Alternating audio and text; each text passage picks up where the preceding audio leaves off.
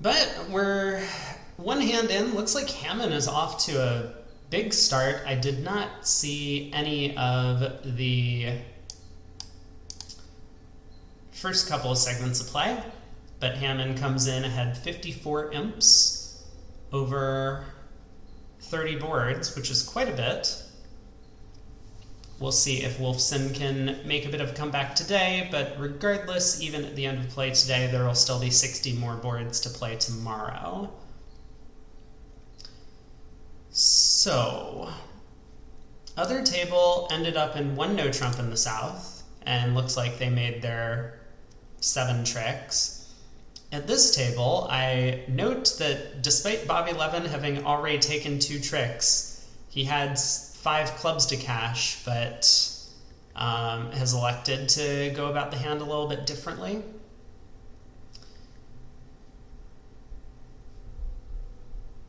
And apparently is ending up going down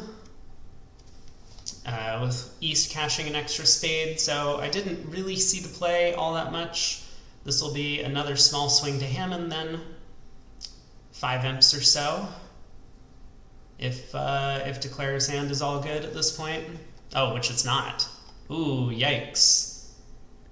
So Bobby's going down multiple tricks now. Down 2, and I think that'll be 8. Well, we'll see. 290, maybe 8 imps. No, 7 imps for Hamman.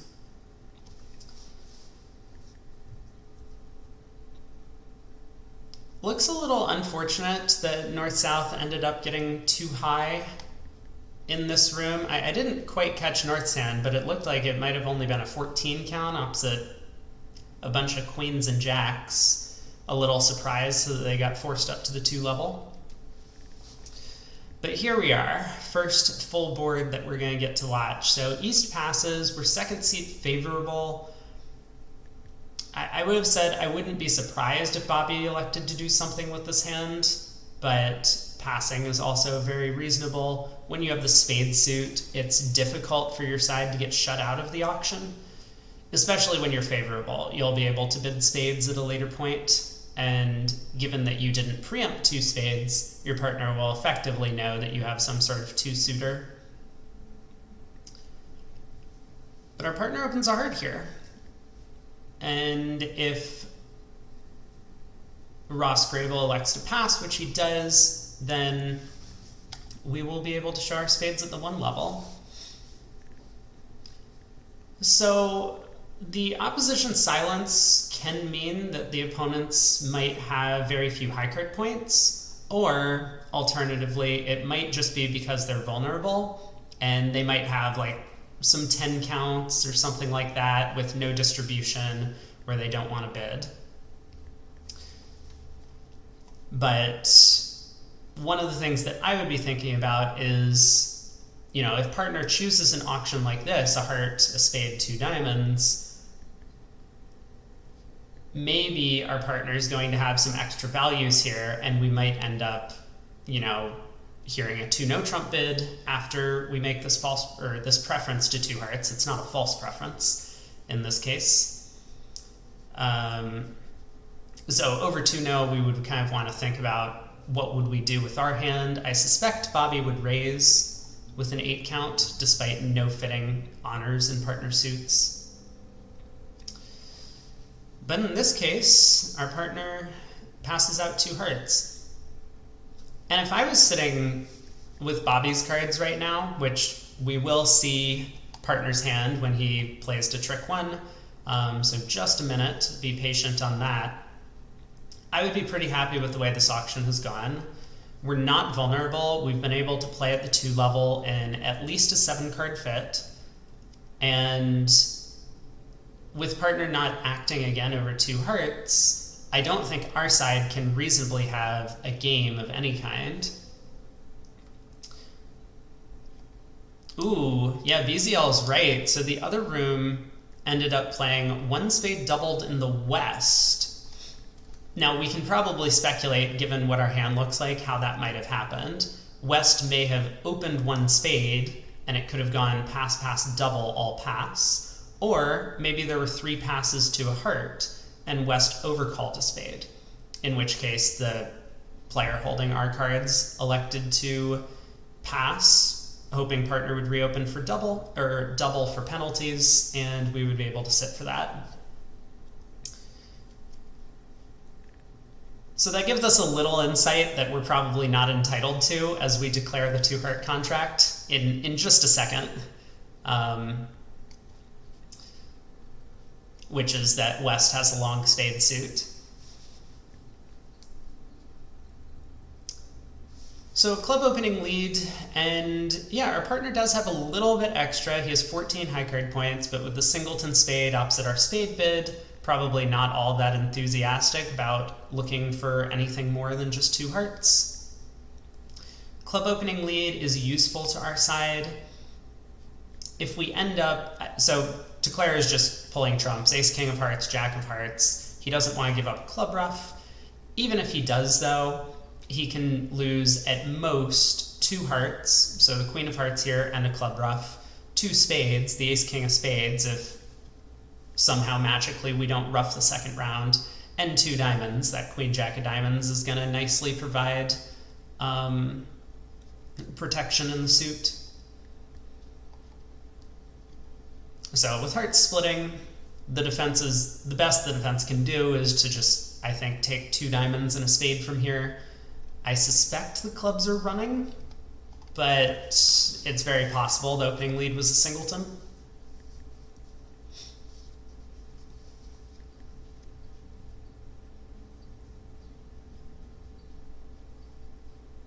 Spade to the queen and king. It's starting to look as if East might actually have the ace, king of spades, but you know, maybe West really didn't want to lead diamonds away from whatever his holding was and put a spade through to get his partner to do that.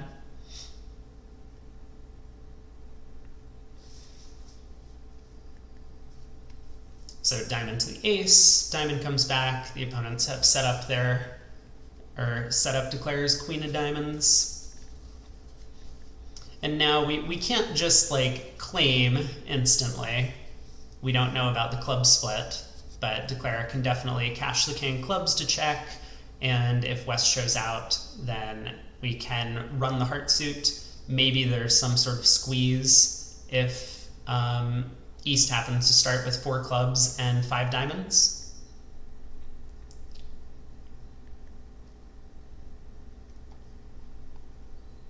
Which I guess would give East exactly a singleton king of spades.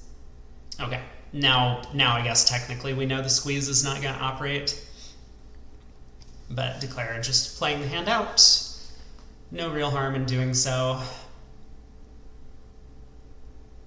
And 8 tricks, this will be a good result. So 270, I think, is gonna be, oh geez, like this is why I made this command.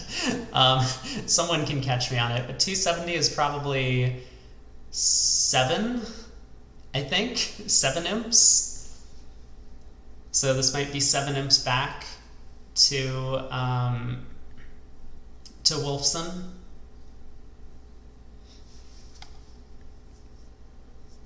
So a couple of blows traded on the first 2 hands. And yeah, we did see West's hand. West had a 10 count, 5-card spade suit, but it was a very, very weak 5-card spade suit. So in this room, Ross Grabel, I guess you could say, a little more cautious in his overcall. In the other room, whoever was playing ended up just saying, I have a maximum passed hand with a spade suit, gotta get in there with a spade. North-South went for penalty, and it looks like didn't manage to defeat the contract. So nice pickup for Wolfson.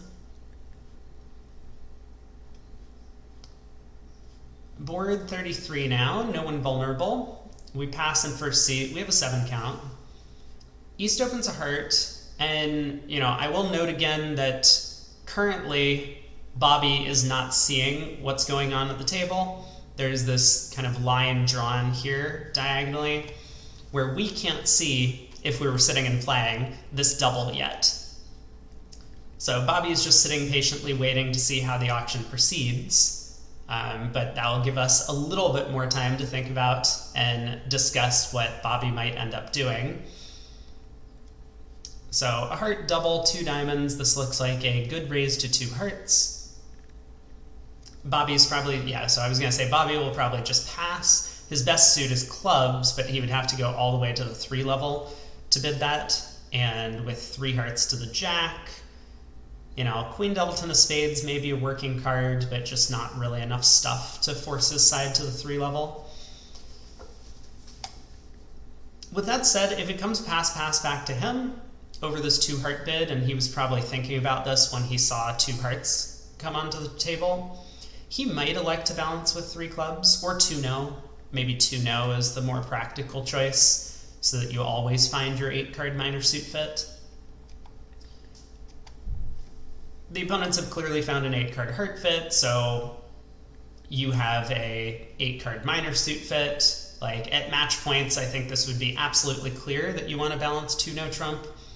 At imps, maybe a little less clear, but it's still probably worthwhile forcing the opponents to make the last decision. Like, maybe they bid onto 3 hearts and 3 hearts goes down. Maybe they let you play 3 diamonds. I mean, in the best case scenario, West doubles you in 3 of a minor and you make that contract, right? If West has 4 trumps and says, I don't think this is making. Oh boy. As I say that, we do get a result coming in from the other room. But, okay, so this is the worst case scenario. Obviously. And we'll see if anything exciting happens at this table. So we are currently in 3 diamonds right now. East is thinking about what to do. I mean, kind of as I mentioned, so, okay, 3 diamonds not doubled, which means this is going to be another large pickup for Wolfson.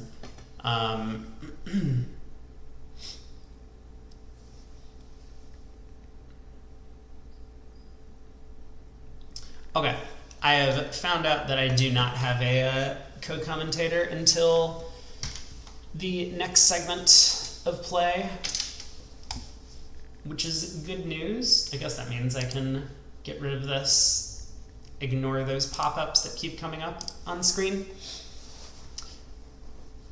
So partner gets to 3 diamonds. As Bobby sitting here, I kind of expect that we're in a sensible contract. Partners made this takeout double. We found a 4-4 diamond fit, and whether or not this is making or going down a trick or 2, he's not going to be too concerned about the result. Looks like they did avoid a disaster, though, and I'm not really sure who forgot to double in this room. It seems to me like West should have been the one to go after this contract, but we don't really know what West Ham looks like. This is, of course, one of the scary reasons why you often don't want to be balancing in part score auctions at imps. Your upside is that maybe on a good day both contracts are making, but more likely, you're going down 1 and they're making, or you're making and they're going down 1. And so not a lot of imps to be gained in those cases, whereas if there's a bad trump split and the opponents go after you, you could lose just a monstrous amount on the board.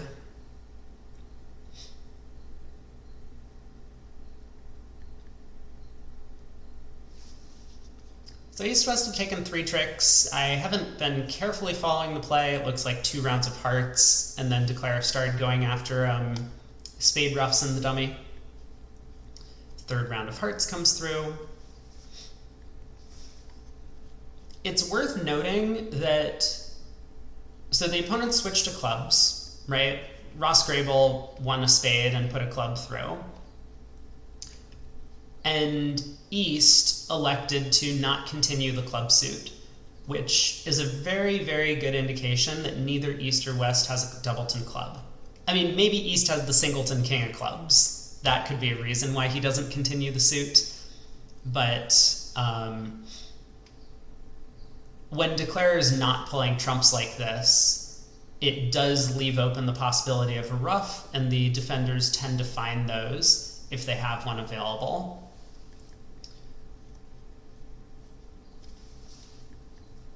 So I guess all that being said, as declarer, I would be pretty confident that I could just cash 2 clubs right now if I wanted to. But we'll see what Mike Becker elects to do.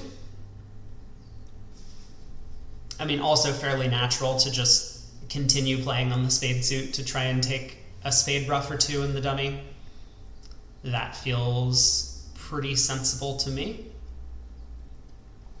One thing that he might be considering is, from his perspective, I mean, now that he knows the king of clubs is working for the opponents in their 2-heart contract on offense, he probably suspects 2 hearts was making, and he'll probably do his best to just like limit the damage in 3 diamonds. He doesn't need to try and make the contract. Obviously, he can't at this point. He has at least 1 spade loser and at least 1 diamond loser, even if suits split well for him and the diamond hook works. But he'll probably avoid taking a line of play that could let the opponents like cross ruff 4 or 5 tricks in a row and beat him, 200 or something like that. He might just try and adopt something like lead another spade, win the club return or something, or win the diamond return, cash a couple of clubs, ruff a spade, play a diamond to the ace even, and try and ruff the 4th round of spades. Hey, Lapras.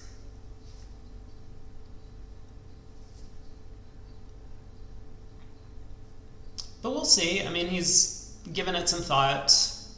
It's also very likely that, especially due to the enormous amount of information he's got from the auction, that he can probably place all of the missing honor cards at this point. He knows about the club position, he knows about the heart honors, he knows about the spade honors. I think he knows about the spade honors. It looked like West hopped up with the king of spades on the first round, so he probably suspects East has the ace, both from the opening bid as well as the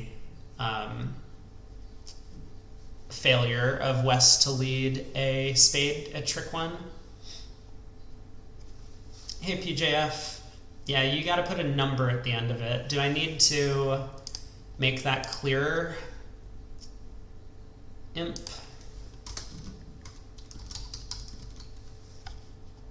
There. Maybe that will, Great. Great. I didn't do a lot of, testing for errors. Also, I'm pretty sure the command used exactly, I also have some sort of delay on it. You know what, let's just remove the delay.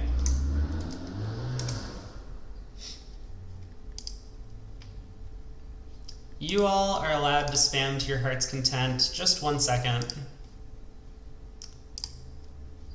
Cooldown. Oh, the shortest cooldown I can make it is 5 seconds, but there you go. It's now set to 5 seconds between spam. So the command itself, I'm pretty sure, took... There's a character limit that you can put for commands, and I barely made it. I had 0 characters to spare at the end of creating this command.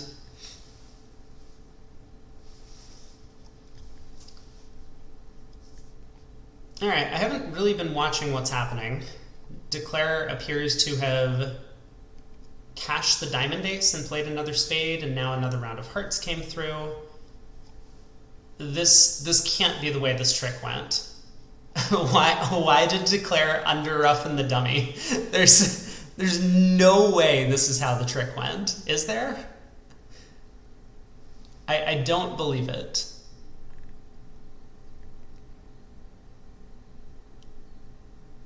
Well, I mean, okay, look, regardless of what happened, it's still going to be a pretty sizable win to Wolfson.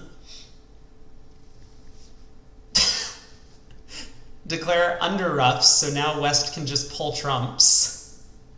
This is horrible. What was he doing?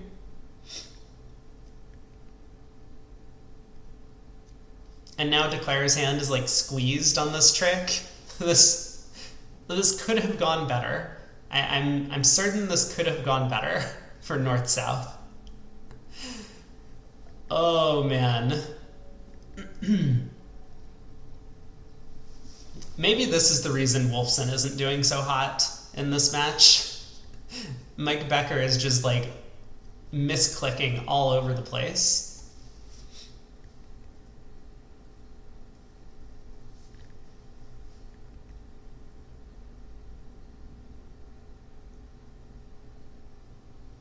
So down 4?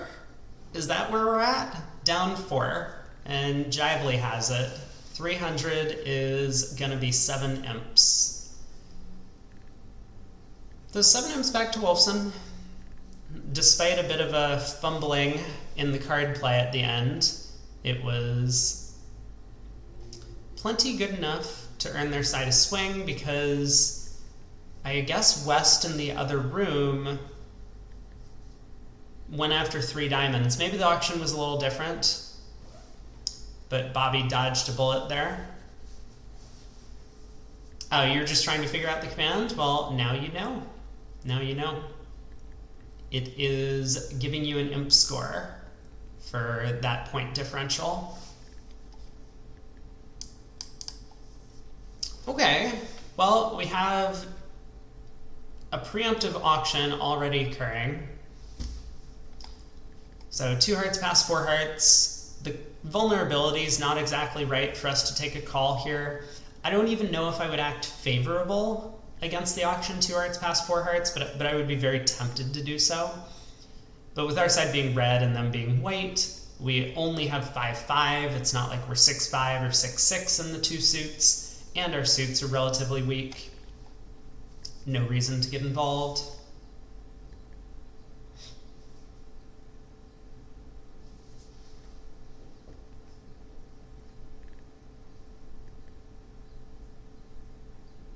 So our partner's on lead. I mean, we can root for a club lead. That would be nice. But it's very possible our partner might lead diamonds. Okay, maybe a club lead wasn't correct. We should have rooted for a different lead. I guess a spade might have had some potential. But this is quite the strong dummy.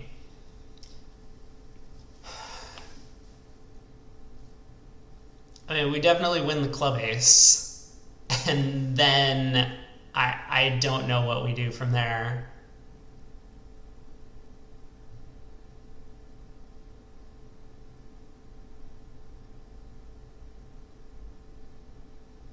I suppose we switch to a spade.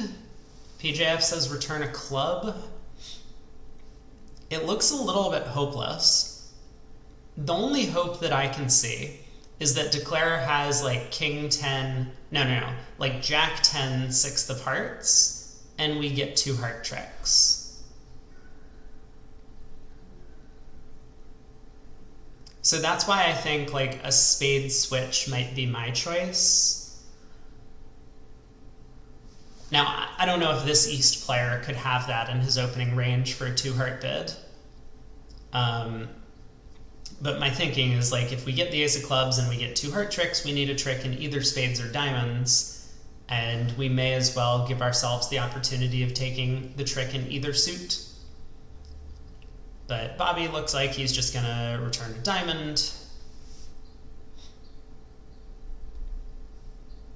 Diamond to the ace. Presumably hoping to just collect a diamond trick and then similar reasoning.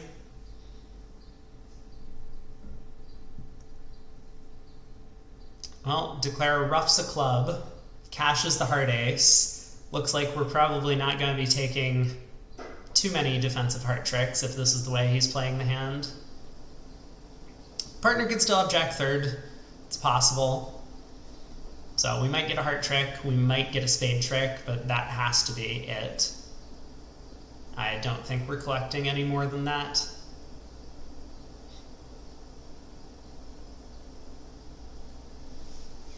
Declare pitches a spade. Ace of spades, spade rough. Probably fairly safe from Declarer's perspective. Our partner would have led a singleton spade if he had one, and we may well have switched to a singleton spade as in addition.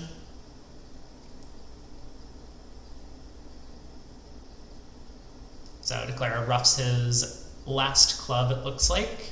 He started with 6 hearts, 2 spades, 2 diamonds, and therefore 3 clubs. So 11 tricks. Ooh, Declarer did have Jack 10 6 of hearts, but with Ace Doubleton of diamonds, even our spade switch would not have helped enough.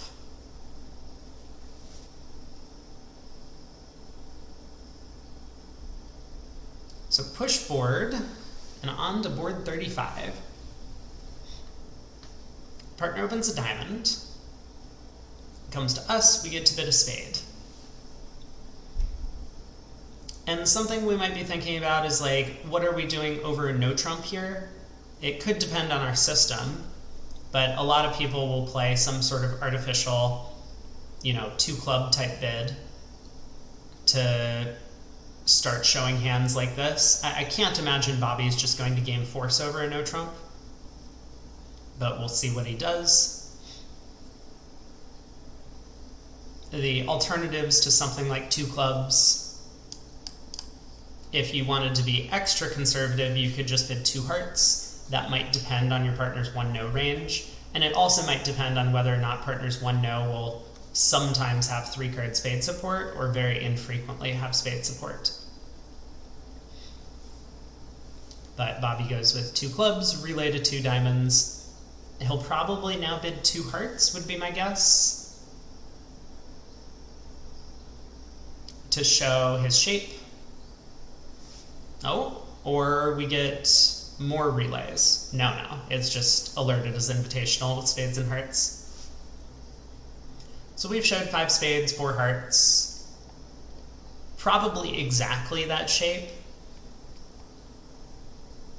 With 5 5s, people tend to jump over a no trump. I think that's the common treatment. So a diamond, a spade, a no trump, 3 hearts would be our choice. Therefore, we really don't have anything extra in the way of what our hand looks like. So we're planning to just pass partner's next bid, as Bobby does.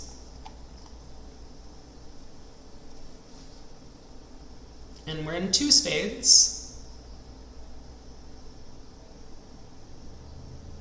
which on the surface looks like the right spot.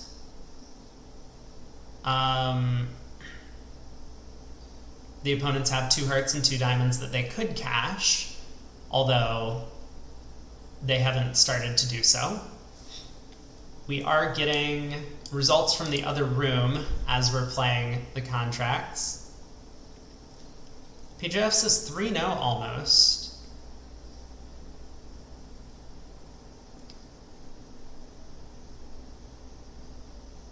Yeah, 3-no does look good, right? Because we just have 8 top tricks with the spades coming in, and whatever red suit the opponents attack, we'll be able to collect a 9th trick. And if they don't attack a red suit, we can just set up a diamond trick by force. So you're absolutely right. 3-no is looking like a pretty good spot on the north-south cards. But it's a little difficult to get there. I mean, we have 11, our partner had 11, or partner had 13. Yeah, maybe a little surprising that our partner didn't elect to look for game. Although, if we got to game, it would probably be 4 spades, the way the auction played out, and 4 spades doesn't appear to be in a particularly good contract.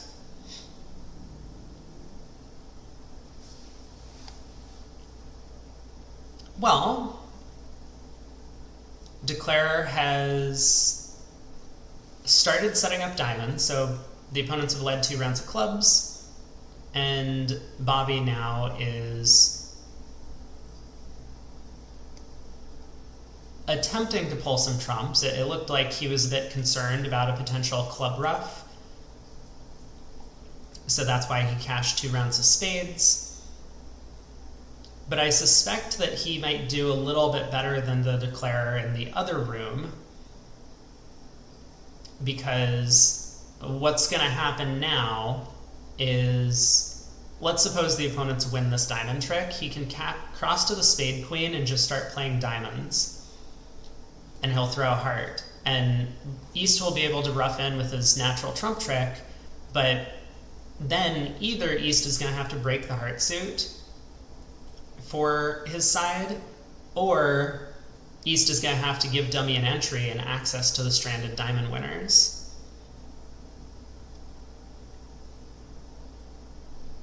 So diamond around to the ace. I wonder if Ross Grabel should have ducked this trick. Like, we can kind of see now that declarer has no more issues. I don't believe.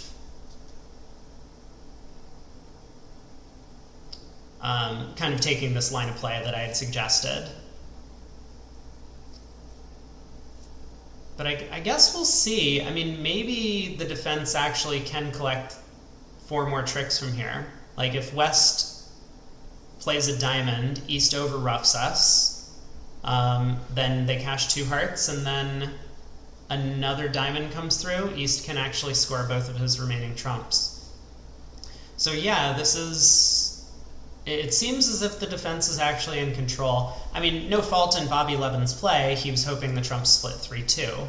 I think it's fairly reasonable to hope for that. And he hasn't gone down yet. His opponents are going to have to find this defense of cashing out before he's able to pull another round of trumps. Hey, Timo. Yeah, we're trying out single table for a little bit. I know I got some support for that from a YouTube poll that I posted, and just trying to give a little bit of variety.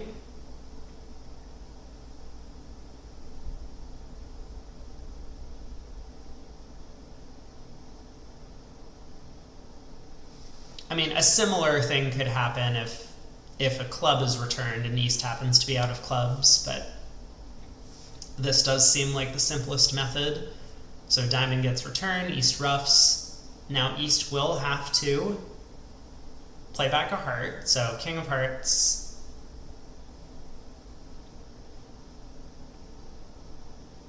And another heart to the ace for a 4th round of diamonds. Strong defense. You'll note that East started this hand with a singleton diamond and didn't lead it. And that's kind of instructive, I would say. It might have worked if East had just led a stiff diamond. Maybe West could have just gone ace, king of diamonds, diamond, East roughs, 2 round of hearts, and another diamond. But when you have what looks like a natural trump trick, you should often try and find a way to tap declare so that you gain control of the hand. And so that's what East elected to do here. He led from his long club suit, hoping that that would eventually tap declare out.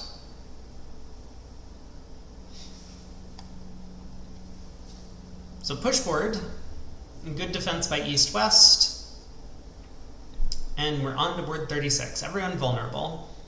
Pass by West. Bobby opens a club. Just systemically, they'll do this with the doubleton club in exactly this hand shape.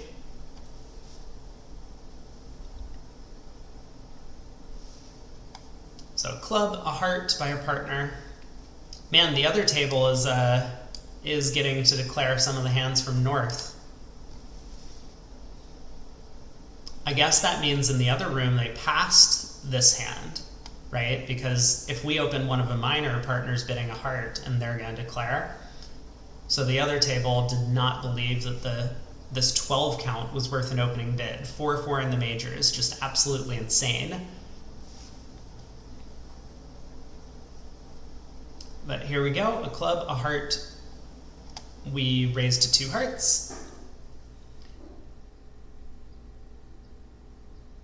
And we'll have to think about what we might do if our partner makes some sort of slam try.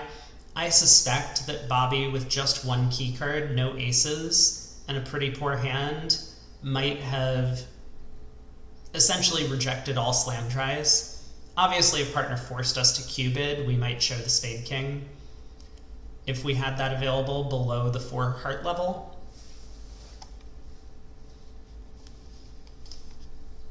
But here we go. So 4 heart contract, it comfortably made in the other room.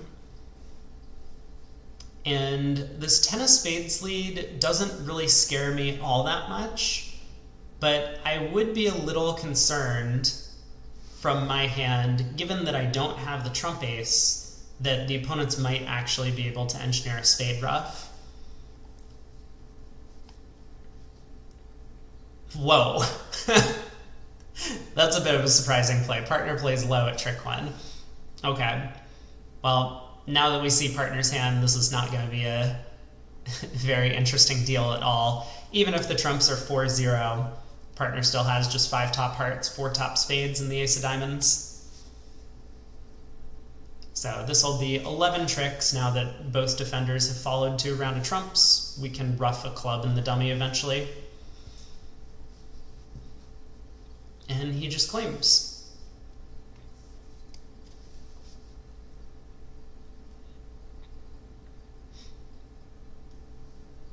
So a couple push boards after a few exciting hands at the start of the set. And that's always nice if it feels like, you know, you're losing a swing on this board, winning a swing on this board, and like your scorecard feels a bit all over the place. Oftentimes you want to have a couple of like just solid flat results to calm yourself down.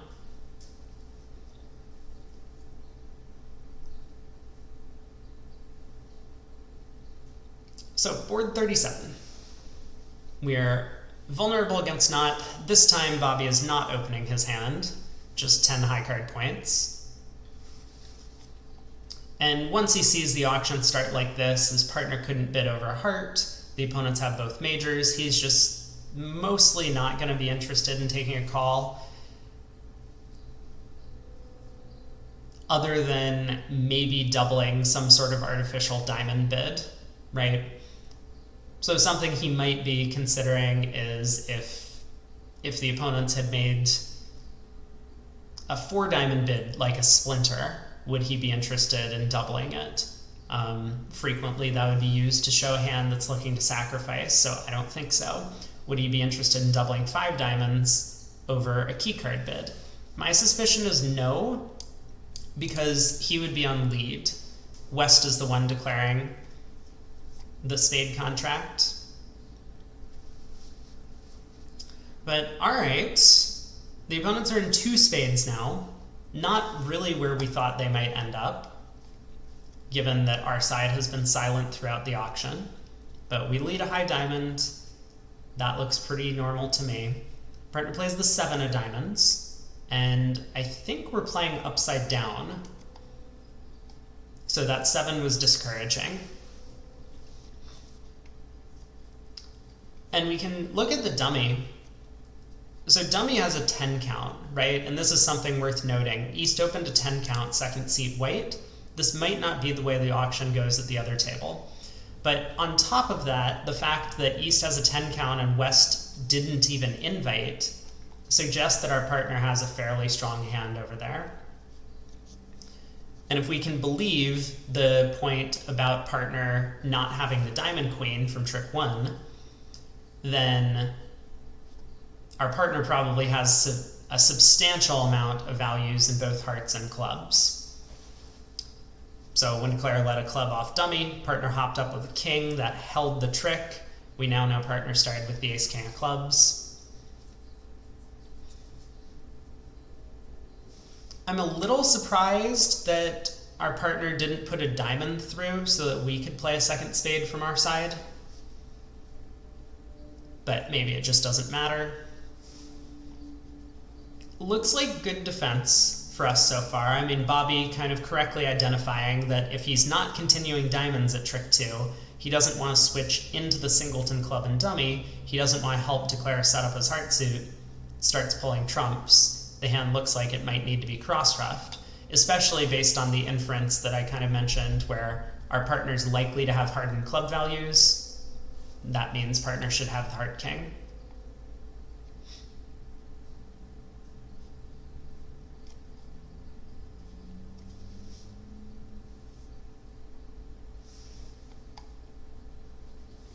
Interesting play by Bobby here, dumping the Queen of Hearts. There might be a technical reason that he would want to do this. He could be afraid at some point that if a third round of hearts gets played, he might be left on lead in some end position, and he doesn't really want to lead a diamond or a club from his side. So he's kind of unblocking. His partner is known to have the King 10 of Hearts remaining, but I would say this is kind of like one of those things that you can do to really just frustrate your opponents. And that's possible that that's something Bobby would do in this spot. I personally think it's probably a good psychological thing to do. But now West might be under the impression that if he guesses the hearts correctly, or that like Bobby might have King, Queen, third of hearts, for example, and that he can rough out the hearts and set up the entire suit. And that's just not true. So it gives West this like false sense of hope for a few minutes until he eventually like leads another heart and finds out that South is the one with all the hearts remaining.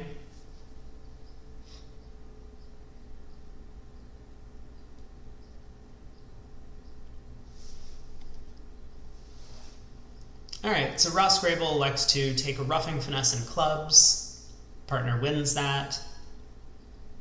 I have the feeling that partner should play a diamond now, but we are at a bit of a crossroads, yeah? So partner does play a diamond, but if our partner had a third round of spades, then obviously they have to choose between, do I play a diamond, collecting my partner's diamond trick, or do I pull another round of trumps, preventing declare from roughing out the hearts? Looks like declare has claimed 9 tricks.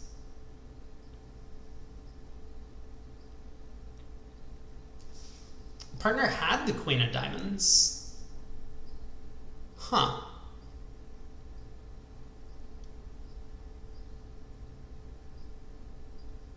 That's interesting. So maybe a little surprising that we didn't just cash 3 diamonds off the top. Maybe I'm wrong about partner's signaling, but it looks like Bobby also didn't want to cash a second diamond. So very, very strange, I think. But we'll move on. Board 38. So we've seen East open a diamond. The board is on the other side of the table. Again, we don't know that our partner has bid 2 hearts until both bids have come through. So now a diamond, 2 heart preempt. We're white on red. Our partner could have a wide range of hands, but the fact that we just don't have a heart fit, and with only 11 highs, no real reason to think that our side might be making a game. So we just pass 2 hearts. Reopening double by East is starting to get a little interesting. You know, we are sitting on the singleton heart, so it's possible that West is intending to pass this for penalties, in which case we just have to pass and hope for the best. But if West doesn't pass this for penalties, the opponents might actually be getting in trouble. We have a lot of stuff in all of the other suits, and yeah, a bid like 2 spades, I mean, we're not there yet to the point where we're comfortable doubling them in this contract, but it's getting close.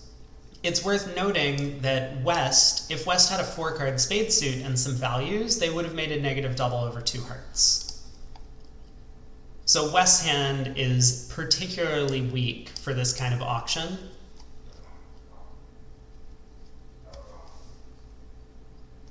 Okay, East is still making forward-going moves, and yeah, Bobby, I think, is going to be believing that he might collect some sizable penalty against the opponents on this hand. Now, depending on our partnership agreements about preempts, it might be the case that we just never are going to be able to double the opponents wherever we get in this auction. But if two hearts is known to be like semi-solid despite the vulnerability, I think there could be a good case to be made for doubling like a final 3 no trump contract, and certainly for doubling a 4 spade contract. But we'll see what happens.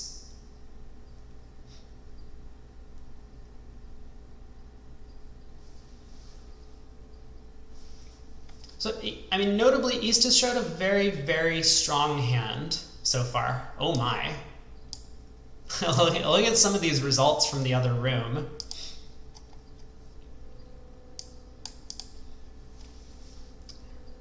So East opened a diamond, then made a takeout double, and then bid no trump, which I think would normally suggest something, you know, somewhere in the range of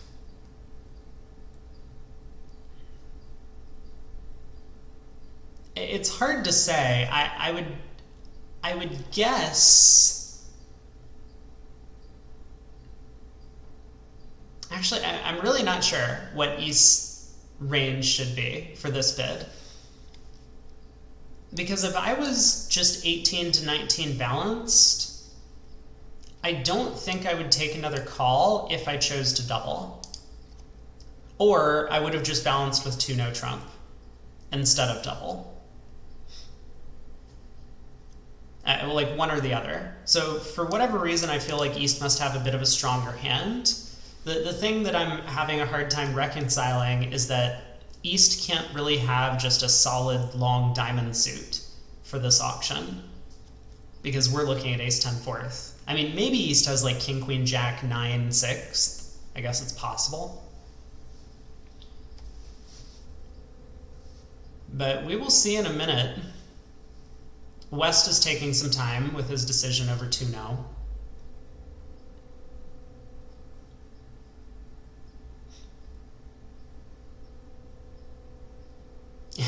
Now, you know, I said Bobby might be interested in going after this contract. Well, not specifically this one, but maybe 3 no trump or 4 spades.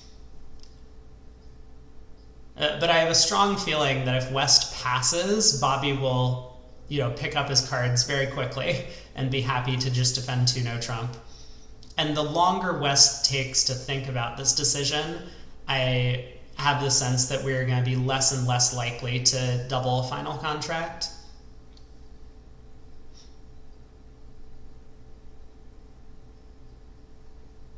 But I could be wrong. I mean, maybe it should be the other way, right? Like, if West had made an immediate 3 no bid, that might indicate that he is fairly confident about his chances in making the contract. And a slow 3 no bid, or something of this nature, whatever 3 clubs means, I probably would have taken this as forcing. But we'll see. So, opening lead, we get to lead our stiff heart. West has a 19, or East has a 19 count. Yeah, I'm not sure I really understand East decision making on this one. Like, I don't know what I would have done. Double doesn't look particularly appealing to me. 2 no trump doesn't look particularly appealing to me, with 1 heart stopper and no source of tricks. And I would be sad to pass out 2 hearts, but I think I might just pass out 2 hearts with this hand.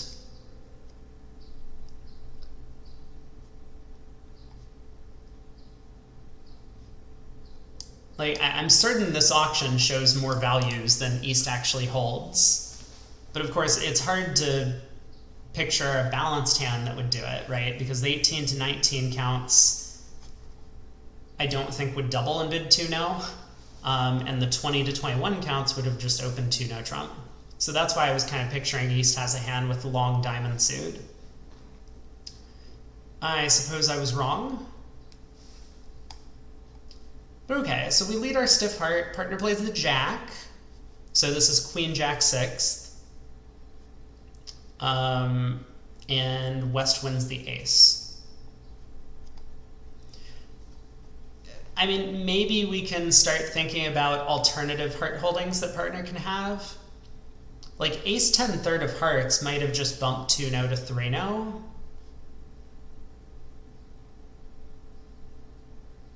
Actually, I'm very confused as to what's going on now. I have the feeling West intended 3 clubs as forcing. That seems clear in retrospect. Now that we know West has the heart ace, right?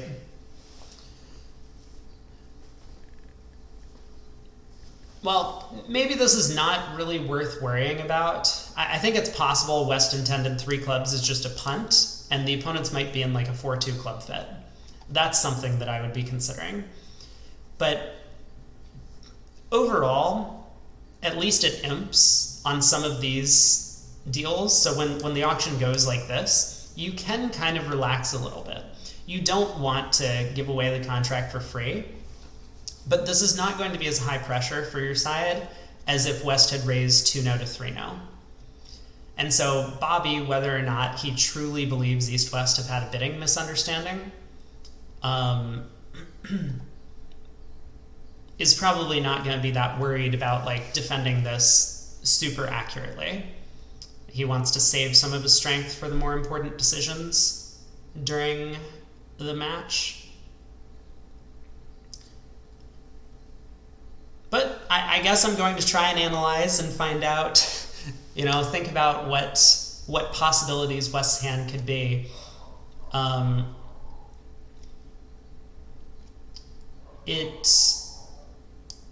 Part of my guesses about the 3 club bid would probably stem from whether or not throughout previous sets or previous boards I played against these guys, if I had seen them have a number of bidding misunderstandings in the past. And if that's the case, then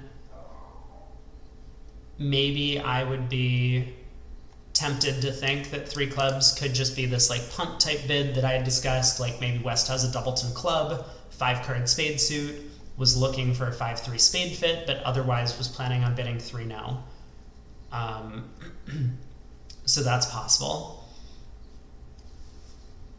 And it's starting to sound more and more like that's the case with every card that has been played. Because if West had a real club suit here, he wouldn't be messing around with the diamond suit. He wouldn't be winning the king of clubs in this spot. He would have been running that 6 of clubs around to the jack in his hand. It looks like our partner has at least jack doubleton of clubs, possibly even jack third.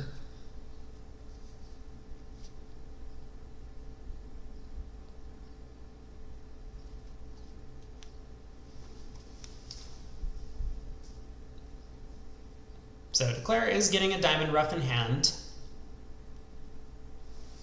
Looks like our partner started with jack third of diamonds.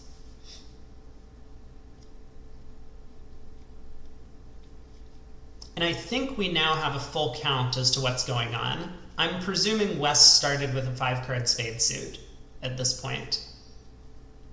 So West having 5 spades, 3 hearts. We're guessing that hearts are 6, 3, 3, 1 around. West has 2 diamonds, and therefore 3 clubs. So our partner started with jack doubleton in the club suit. Okay, we are now effectively double dummy, which means we can think about what to do on this trick. So if we don't rough this, Declare gets to win the king of hearts and will lead a diamond. And then our partner can rough in with the jack. Hopefully they work that out, which means that West won't be able to overrough. But then our partner is going to have to cash a heart, and I guess that means we get to win 2 of the last 3 tricks in clubs. Okay, but Bobby's elected to win the 8 of clubs, which also seems maybe reasonable, although it feels like we've lost a trick somehow in this process. We've roughed our partner's natural heart trick, and now Bobby goes ace of clubs club. I expect our partner to follow. Ooh. West did have a natural club suit. He had jack fourth. Well, okay then. So Bobby didn't beat the contract. Maybe he ended up taking an extra trick over what I would have done. Because he is going to score his 10 of diamonds now. West is out of trumps.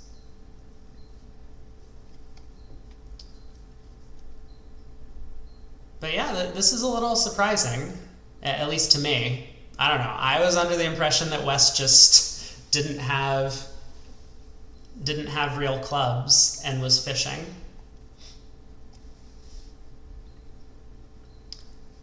I suppose maybe you could make the argument that there's some possibility where if 3 clubs turns out not to be natural, you can argue for an adjustment later on and be like, West didn't tell me, wah, wah, wah. But I don't think that that's really in the spirit of the game.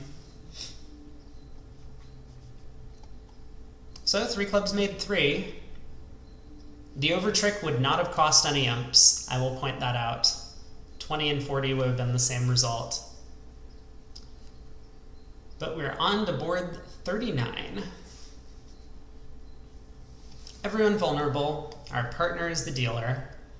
And we do have a result from the other room already. Play has slowed down a bit now that Ross Grabel has declared a contract. So our partner has opened a heart. We will be able to find that out once the board comes through the screen. A heart, 2 diamond overcall, which means we're already off the hook. We don't have to act anymore. If West had passed, I'm certain Bobby would have taken a call. King Doubleton of Hearts is just a little bit too good to pass with. But now that the opponents have bid, our partner gets another chance to act with a good hand. So we would have probably expected that partner might reopen with a double, given our diamond length. That would be a frequent action that could have taken place. But in this case, our partner has reopened with 2 hearts. We get 3 diamonds from West. And once again, we do now have a decision to make. So our 2 choices, we could raise 2 hearts to 3 hearts.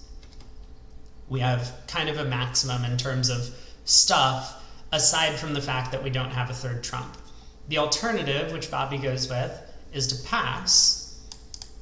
And the reason for passing is that, again, we expect our partner to have diamond shortness. So anytime our partner has a hand that is interested in competing, he'll have short diamonds and we'll be able to reopen with double. And then when we bid 3 hearts, we won't be expressing as much forward-going potential. So we might not reach a bad 4-heart contract if partner were to raise us directly. Like, we bid 3 hearts over 3 diamonds, partner says, I have a singleton diamond and like a 15 count, let's bid 4 hearts, and we just don't have enough values. So Bobby elects to pass, and on the counter argument to that is if partner really just has like a 12 count with a singleton diamond and figures, I rebid my hearts, I had diamond shortness already, I don't really have extras, partner hasn't made any forward-going moves, I'm just going to pass this out. Maybe we get a win on the board because the opponents are in 3 diamonds rather than 3 no, or in 3 diamonds rather than 5 diamonds, where all we have is 2 caching heart tricks and nothing else.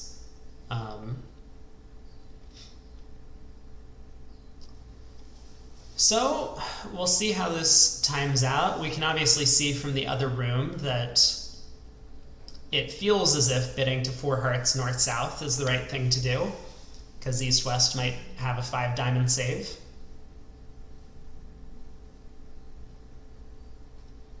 But I wouldn't be at all surprised if this contract just passed out. One thing that, maybe we should be aware of from our side is that our partner might feel like he's in a bit of a pinch if he has a hand that's like 2-6-1-4 in shape. And for a lot of players, for a lot of players like at local clubs, or more beginner/intermediate players, as well as Gib, the robots on VBO, they would never make a takeout double in that spot with that shape, because they would be promising a spade fit to their partner and they don't have one.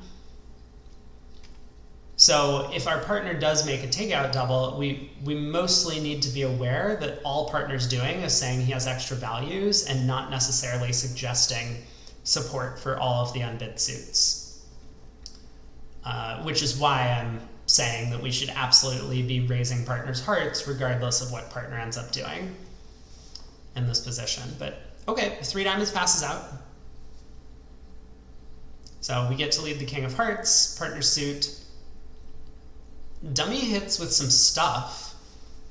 And actually, I'm a little surprised by East's decision not to bid over 3 diamonds.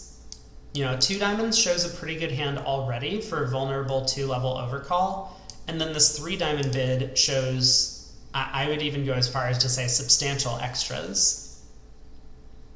Because this is a spot where North, so our hand, Bobby Levin's hand, will have a lot of penalty passes, which means that West can't just bid 3 diamonds because he has a 7-card suit. He's just going to get doubled far too often in that spot. So West does need to have quite a strong hand over there. And it looks from East's perspective like we might have 6 or 7 diamond tricks, a couple of club tricks, and if partner is a heart stopper, 3-no is probably a pretty good spot. So I'm a little surprised by this pass. It was very quick, wasn't it? The board wasn't on our side of the screen for very long. Well, it might have earned his side a bit of a swing. We don't know yet. Maybe 3 diamonds will go down 2 and this will be a push board. That would be surprising, to say the least. Oh, we are apparently playing standard signaling. Partner played the 9 of hearts at trick 1. So king of hearts, heart to the queen. And our partner can be fairly confident that we don't have 3-card heart support. We surely would have raised 2 hearts to 3 hearts here over 3 diamonds with king 3rd of hearts. So for that reason, as well as the fact that we led the king and not a low one at trick 1, if our partner only had 6 hearts and they didn't want to break the spade or club suits, they can pretty safely just return the ace of hearts in this spot. But no, our partner goes ace of spades.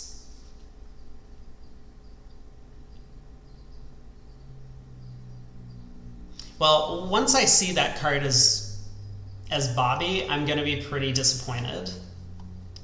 Because I think Bobby and I would have made the same read when this dummy hit, that East, I think, very clearly has a bid over 3 diamonds, didn't take that bid, and it turns out we just have 3 cashers against a 5-diamond contract.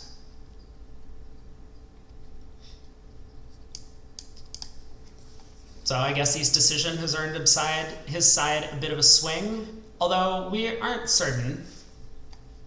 Looking at our partner's hand afterwards, partner had a 7th heart and a diamond void, and didn't continue competing over 3 diamonds.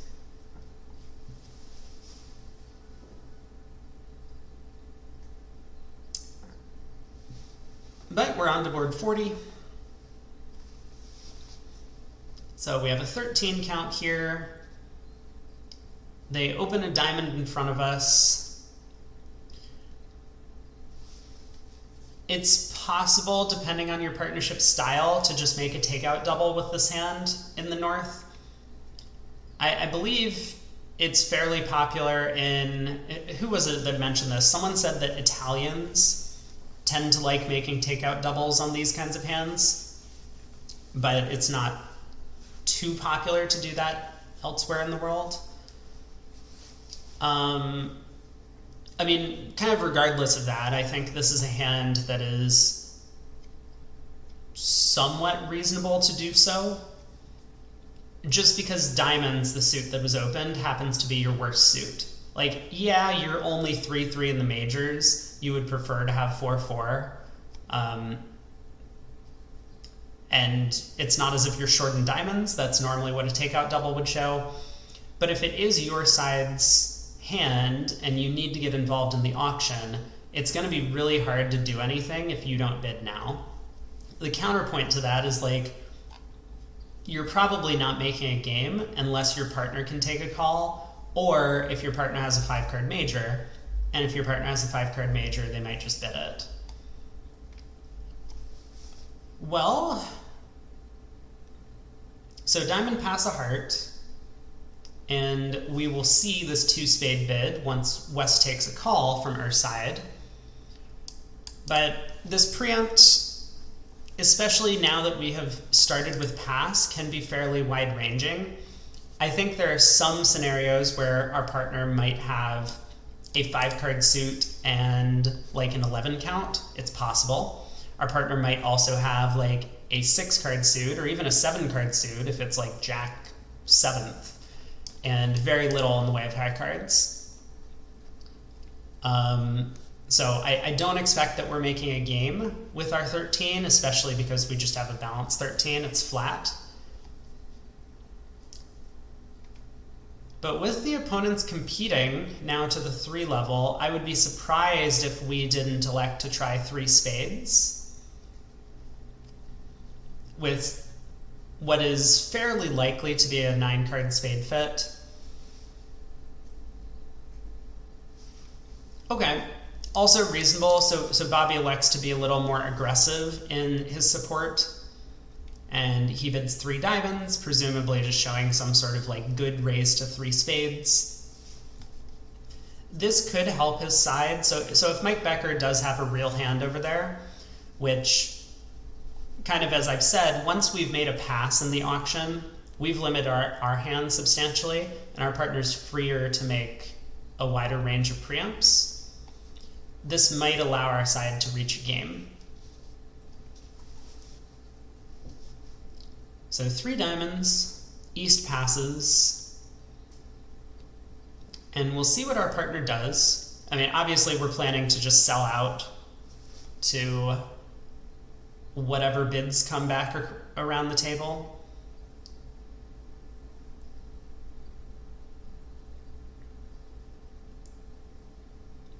So 3 spades by our partner. I wonder what we might end up doing if West acted again. Like if West were to bid 4 clubs or 4 diamonds here, would we pass that? Would we double? I mean, we probably double 4 clubs.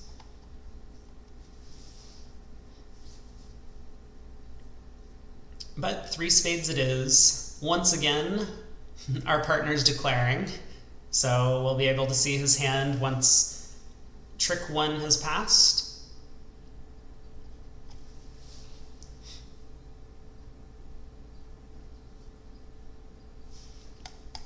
And so now from declarer's side, I mean, this 2 no trump good bad. So this is effectively saying that West was interested in competing, but he has a bad hand for competition.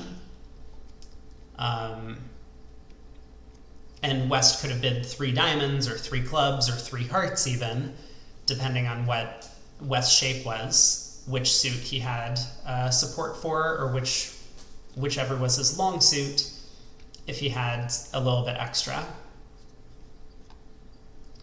So this should give a lot of information to our side. Well, it looks like West doesn't have hearts, given that North-South are actually the ones with heart fit. 10 of diamonds lead. As declarer, we are going to need a little bit of help.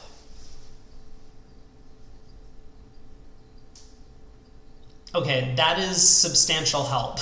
that is real substantial help. So I was beginning to worry for a second that this was actually the heart position.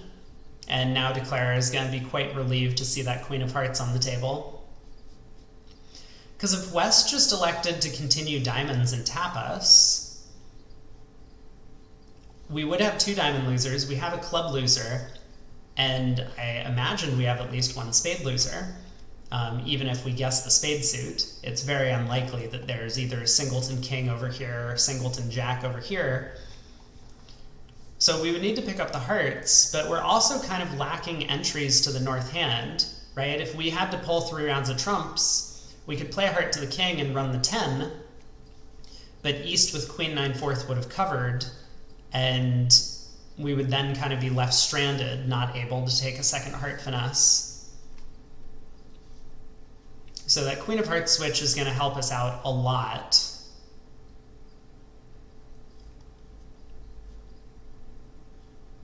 All right, Declare goes 10 of spades to the ace, plays a spade back.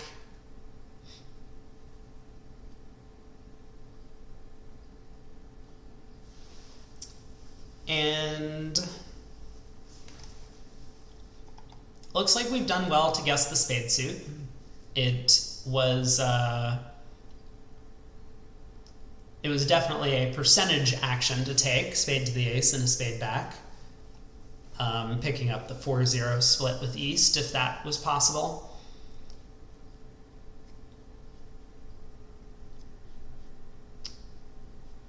So now the defense can cash a diamond, cash a club. We do have all of the hearts, though, from this point. I'm a little surprised that we aren't just claiming. Feels a little weird to not just claim at this point. There's no ruff looming with East having the last trump.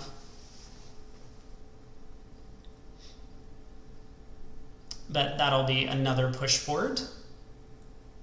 So a lot of push boards down the stretch. And Hamman is still hanging on to a 54 imp lead, which was the exact margin at the start of the set. Hey, Steph. Good morning to you as well.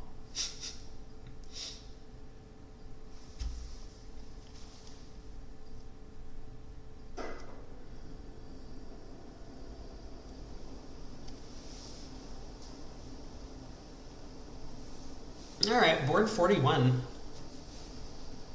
So we pass in first seat. White-red. We're probably going to be pretty eager to hear partner open something. We could think about what we might want to do over partner's 1-no opener. I imagine we'll probably bid Stamen and invite with all of these good spot cards in our hand. And of course, if partner opens a minor, we can just bid a heart, if that comes back to us. So pass a diamond, we now do get to bid a heart. Again, kind of noting that we're fairly minimal in terms of high cards, and the opponents aren't acting, but once again, the opponents are red on white. And we saw this earlier in the set, where Ross Grabel elected not to overcall a spade with a 5-card suit and a 10 count in this spot.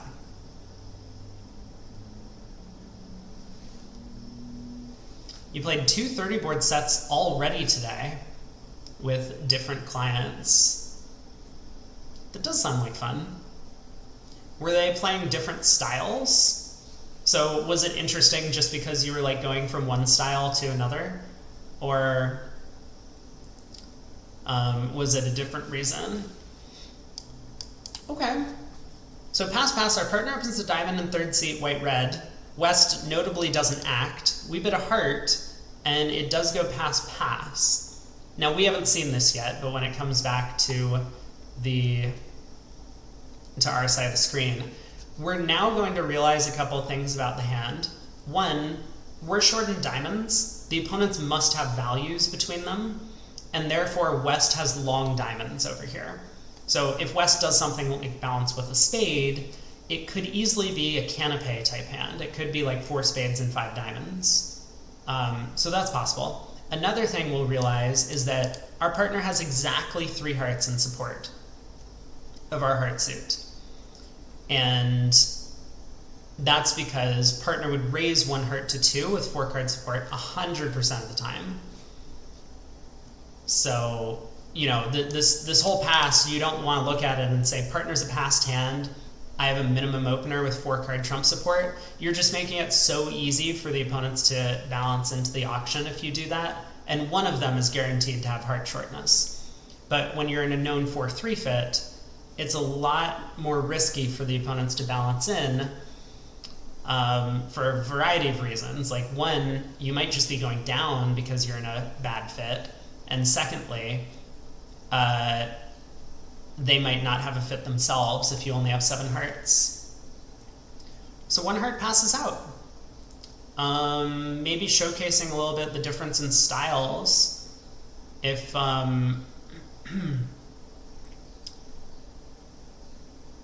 if Ross actually had a hand that would have balanced at the other table, and you know, given the result in the other room, I kind of suspect they did balance.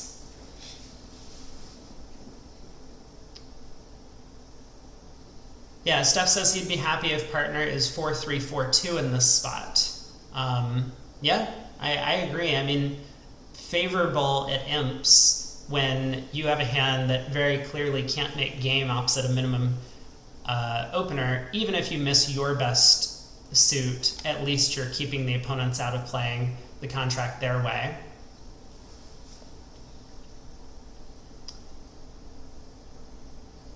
So Bobby gets to play the hand. 2 rounds of spades have come, and now we lead the king of diamonds off dummy. And, you know, I guess I would kind of note that I'm still going to posit the same thing I said earlier. Ross Grabel is likely to be long in diamonds, although I'm going to take the 7 of diamonds at face value. This should be a very, very clear count signal from East. So depending on how East-West card, we should know the exact diamond count.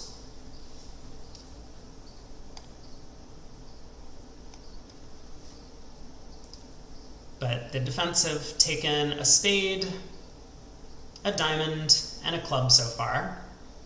King of spades comes through, is a little bit interesting.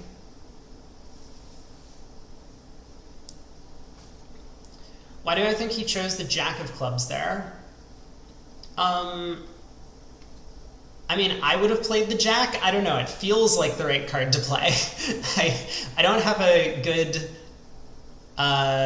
rationale behind it, but I think the simple rule of thumb in some of these spots is that if you have 3 touching honors, playing the middle one makes it harder for the defense to read each other's hands. Whereas if you play one of the higher honors, like if he played the queen, then East would probably know that West doesn't have a holding that includes Jack 10. And if he played the 10, East would know that West doesn't have a holding that includes the Queen Jack. So for whatever reason, it kind of feels natural to play the middle one of 3 in positions like this. Well, I must admit I haven't been paying like 100% attention, but it seems like we were correct about the inference that Ross Grabel has diamonds. I was going to say it's not 100% clear that that's the case because Ross actually didn't take a bid during the auction. So, you know, a lot of the stuff about like, well, if Ross had balanced with a spade over heart, this would effectively say he has 4 spades and long diamonds. Obviously stuff,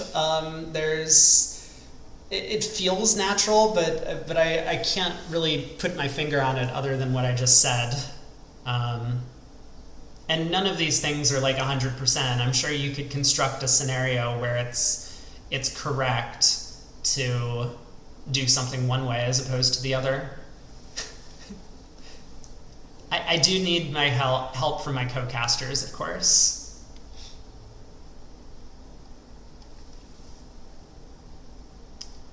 Well,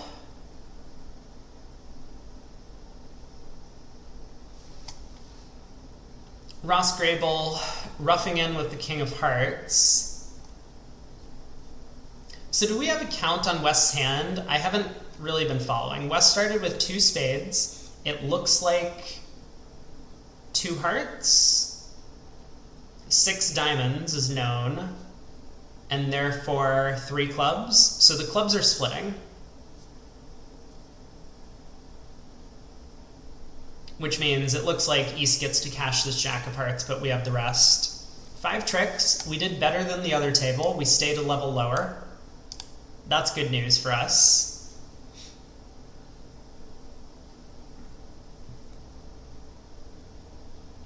One heart down 2.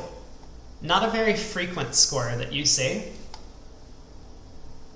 but 2 imps go in the way of Wolfson.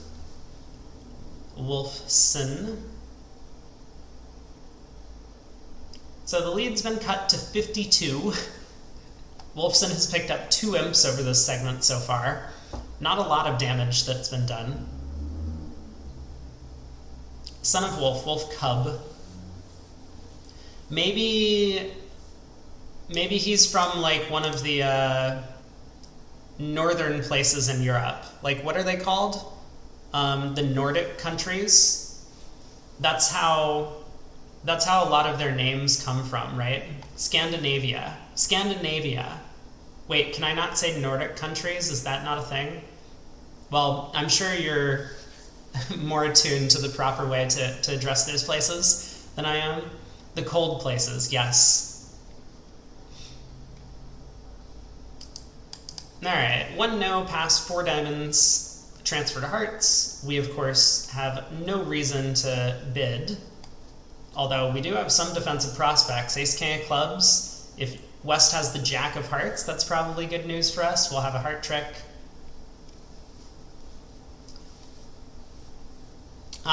Good info. So Nordic includes the Baltics, which don't have the kind of hand-me-down naming scheme. So it's Norway, Iceland, and Scotland.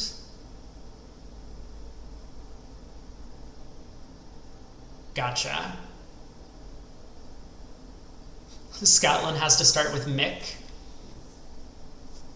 I'm not sure that's a requirement. It's just like when they're coming up with baby names, all their first like 300 that they write down start with Mick.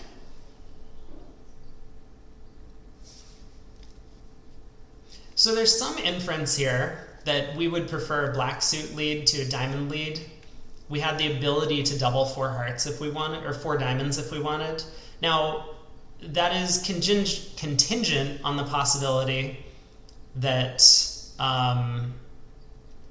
double of 4 diamonds wouldn't show something else. Some people will play the double of this Texas transfers, like take out of hearts, just so that they like can get in a takeout bid cheaply enough that they haven't committed their side to doing something.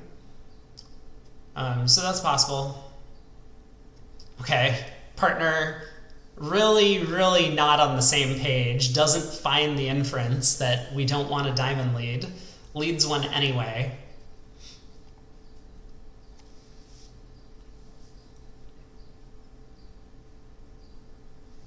Diamond to the queen.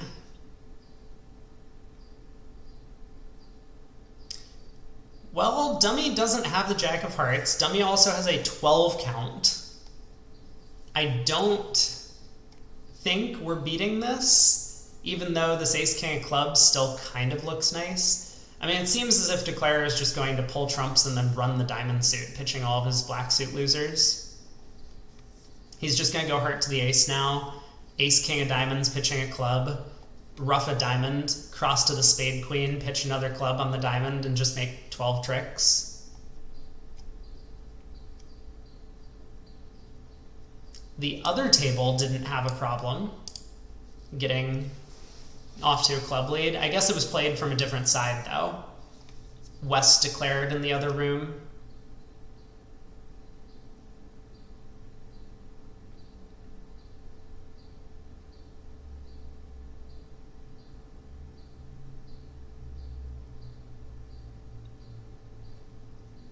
Okay, or declare is going to run spades pitching a club.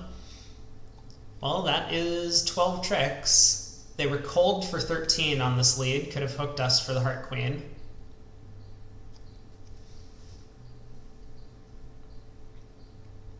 How could partner not lead a club from this hand? Jack 10, 9, 8, 6th. Is a diamond really automatic? Especially given the non-double of 4 diamonds? Well, the lead is back to 54. So we've had a hard-fought segment, and no one has picked up any umps total, or at least in the overall state of the match. Other room ended up in 2 spades. We will see if that happens here as well. That's a good start to some ending up in 2 spades in the south. So 1 spade by our partner. I would expect conservative Ross Grabel to not take any action.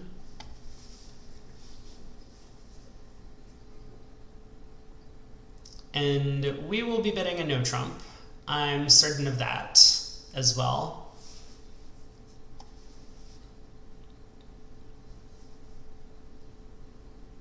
That is a lot of different nationalities stuff. I remember we had to do a family tree project when I was much, much younger in grade school. And I mean, when I went back further and further, I kept collecting more nationalities as well.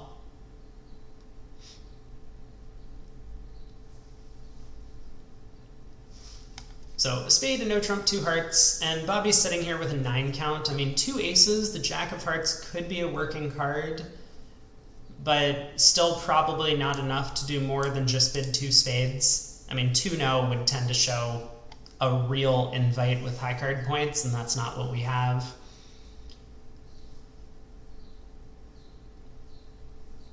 So 2 spades, once again our partner gets to declare.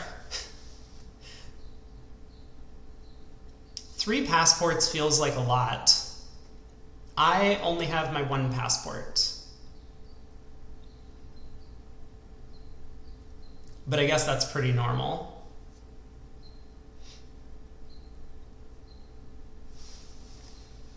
We get the Queen of Diamonds lead.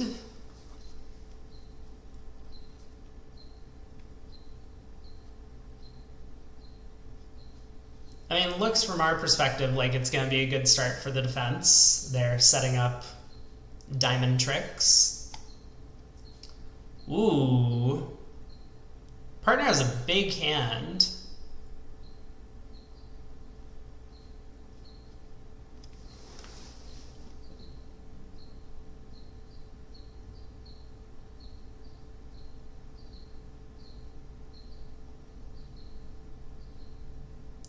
It looks like 4 spades is not really making. We have 2 heart losers, but they should be able to pull 2 rounds of trumps and prevent us from roughing a heart.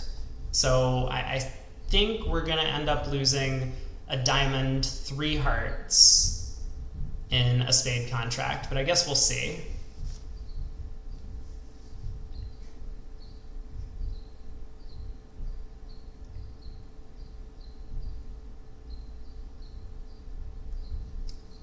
You're calling out Steph as an international spy, trying to get all of his secret identities exposed.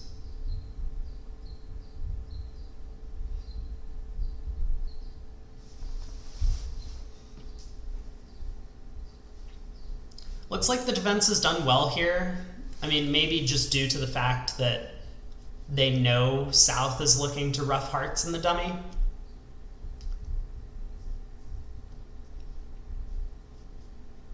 But Declare also doing quite well. I mean, crossing into the club ace and leading a heart up just in case East has the missing heart on her. That way, East would kind of be in a bit of a pickle. He could either win and set up all of Declare's hearts, or he could duck, and then Declare could win that and rough a heart in the dummy. But it was not to be. Which means now, unless the 10-9 or the 9-8 third of hearts had fallen, which it looks like it had not. Declare ends up losing an imp. So 2 boards to go in this room. Doing pretty well in the round clock, 27 minutes up here in the top right.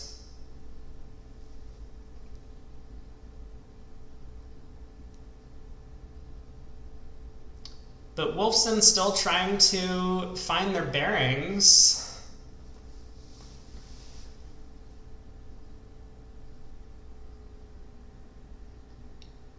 You know, I guess quickly, while it looks like the players might be taking a short break, we had a few swings early on in the set, and another fairly large swing for a decision to overcompete a little bit on one hand, but a lot of push boards, which might tend to mean that there's a high level of play at both tables, or, you know, could mean that people have misevaluated in the same way. But board 44. Yeah, it's been a fairly flat set. I mean, the first few hands were fairly exciting, but then things settled down and we haven't really had anything happen since then. So club by West, a heart by East, 1 heart overcall, red-white. I don't think so. You would never. Yeah, you need to put a kappa after that. You really, I don't know. I don't know about the never clause there. There it is.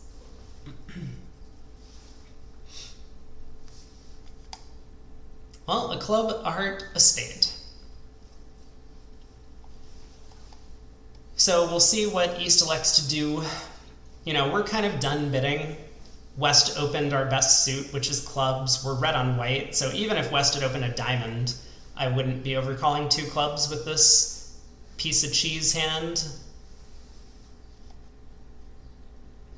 And I have the feeling, I was going to say that knowing the result in the other room, I had the feeling we were about to see a 2 club bid. So this 2 club bid, many players will play as a relay, and West will just bid 2 diamonds, which is going to be a forced bid on his hand, unless he has substantial extras. And then East would be planning on passing a diamond bid. But West has other ideas.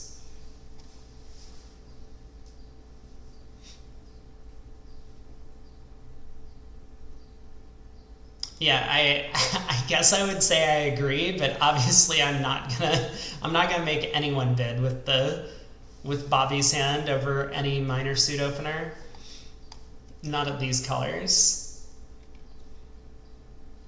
So okay, we have a bit of divergence here. Yeah, does West show 4-3-1-5? Yes, absolutely. I don't think it's just 4-3-1-5. I think it's extras as well. But I could be wrong about that. Because for many of us, looks like I am wrong about that. I was going to say for many of us, this 2 club bid could be based on 4 weak hearts and 6 good diamonds. Like if East had a hand that was King, Queen, Jack, 6 the diamonds and 4 small hearts,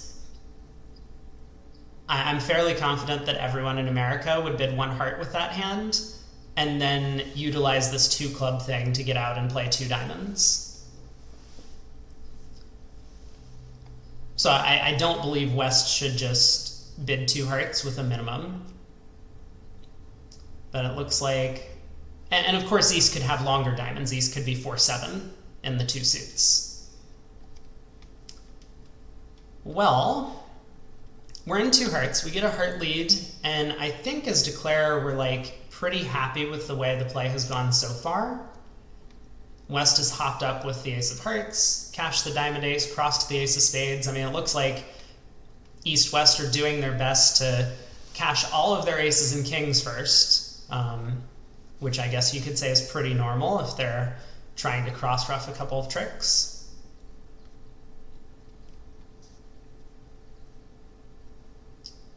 ugh, this was not the play that I wanted to face.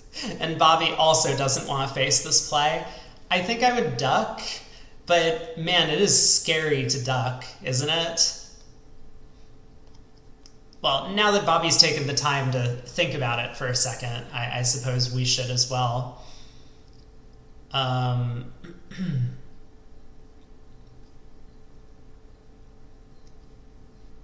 Okay, he does play low.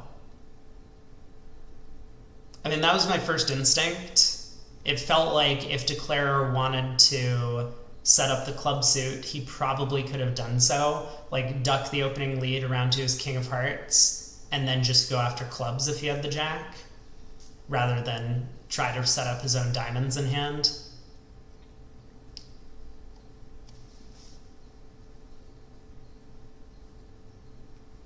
Yeah, so Steph says in Europe you would probably bid one diamond on four small diamonds and king, queen, jack, sixth. I don't think that's very common in America, which is why I think for most of us, like, West really shouldn't be pulling to two hearts with a minimum opener.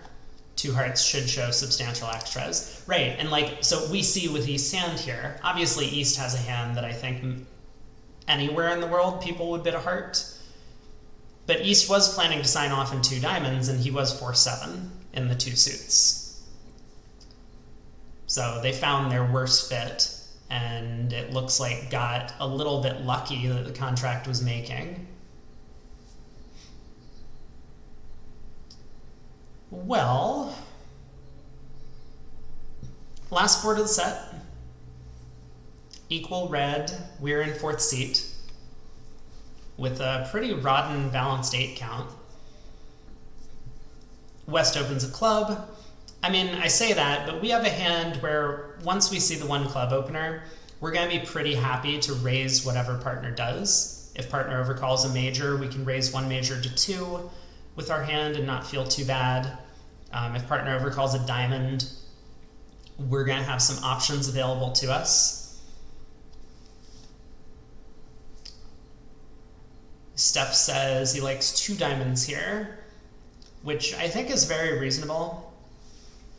You could, so some players might look at this and say we have an 8 count and 4-card diamond support, which would fall directly into a mixed raise. And a lot of players would have like a jump Q bid, for example, 3 clubs, depending on what West does. It sounds as if West is going to make a call. But if West were to pass here, you would technically be able to bid three clubs and show, you know, like 7 to 9 high card points with 4 diamonds. The problem, though, is that just because your system allows a bid and it quote-unquote perfectly describes your hand, you might just reach a contract that is going to score very poorly. And with the 4-3-3 shape, as mentioned, a bunch of queens that might not be great cards, you don't really have a hand that wants to play 3 diamonds. You would just have way too many losers. But here, West comes in showing an invitational hand with 5 spades and 4 hearts, and Bobby does bid 3 diamonds, and this is also, I think, still pretty clear. Yeah, Steph still wants to bid 2 diamonds. They don't allow those types of misbids in in the tablet form. But we do have a known 9-card diamond fit. We kind of just have to compete, given that we found a fit ourselves. So Bobby does bid all the way up to the 3 level. This can be very scary, right? Like, even if the ace queen of spades are worth 2 tricks, it's still possible that we're going for 800 here. Like, West has the king doubleton of diamonds, for example. But I think he's going to come out just fine. At the table, it would probably work. You can get away with that sometimes. Yeah, PJF misses all the insufficient bids and revokes.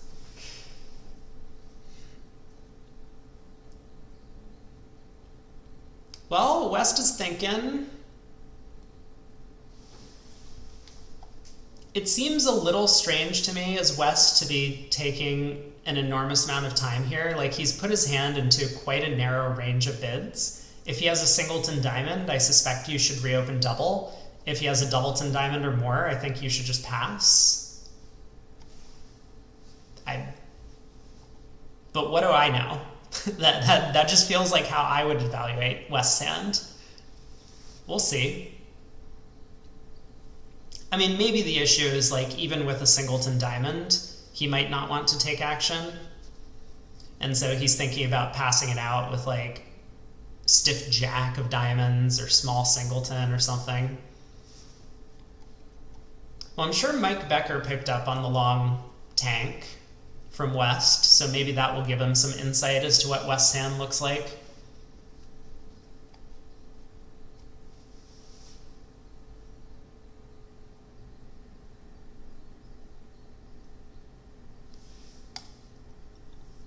Well, this is going to be a swing one way or another. There's no way to score 0 imps on this hand. So if Hamman makes this contract, that would be a huge result. I have the suspicion that it's going to go down at least 1. I mean, for a lot of the reasons we already mentioned, our shape is just terrible. But at least we're not doubled.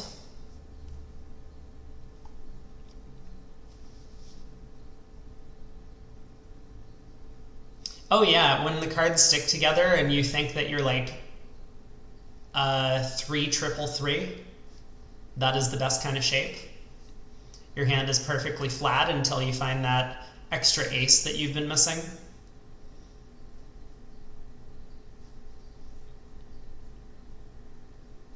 I do feel like part of the game has been removed, and for me, a lot of the whole being able to sit and look at both opponents and read both of them was, I don't know if I would call it instrumental to my play when I was at the table, but I certainly do better by reading opponents than I would say like at least 90% of bridge players.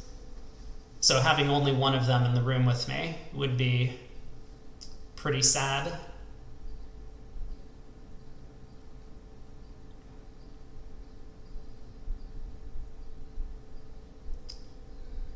Dummies with an IES or dummies with a YS. VZL says IES. But aren't we just pluralizing the word dummy? I don't think I've ever typed that word out.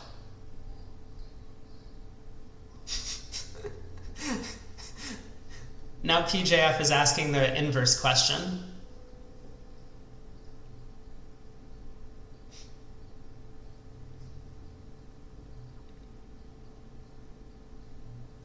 Long thought from Mike Becker. Well, okay, he does play to trick one, so now we get to see what his problem is. Oh, and it's an ugly one. It is a very ugly one. So the Queen of Clubs lead goes around to the ace. It's now starting to sound as if that was a doubleton queen, and East has started with King 10 6th, or King 9 6th, or whatever, but King 6th of clubs.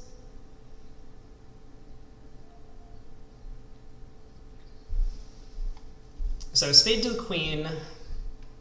We know that West bid has showed 5 or more spades and 4 or more hearts.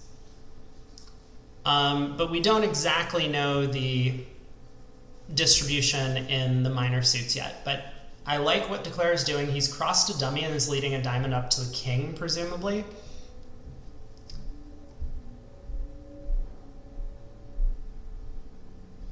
Although now he has paused to think about it. Yeah, so he does play a diamond to the king. And so this is going to work out really well when West has 2-2 in the minors. Because if East were to hop up with the ace there and go king of clubs club, then South would have been able to rough in with the diamond king, presumably to pull trumps. But as it's turned out, it's now looking as if West has a doubleton club and a singleton diamond. So West actually started out with 5-5 in the majors. Or maybe 6-4. I suppose Declare could ask, and probably already has asked, what kind of shapes West can have for this bid.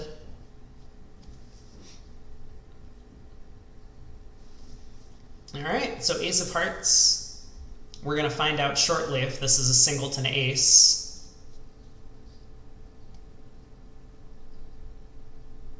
It's not. Oh, but this is a pickle for Declare. So Jack of Hearts gets covered. If Declare had ducked the Jack of Hearts, that would have won the trick. But now that the Jack has been covered, West can give his partner a heart ruff. He's going to need to find that, though. Because if West continues a spade or a club, then the heart ruff goes away. So this is a big decision at the end of the hand for Ross Grabel. I mean, as Declarer, we don't really have anything we can do. We just have to sit back and wait, see if they do the right thing.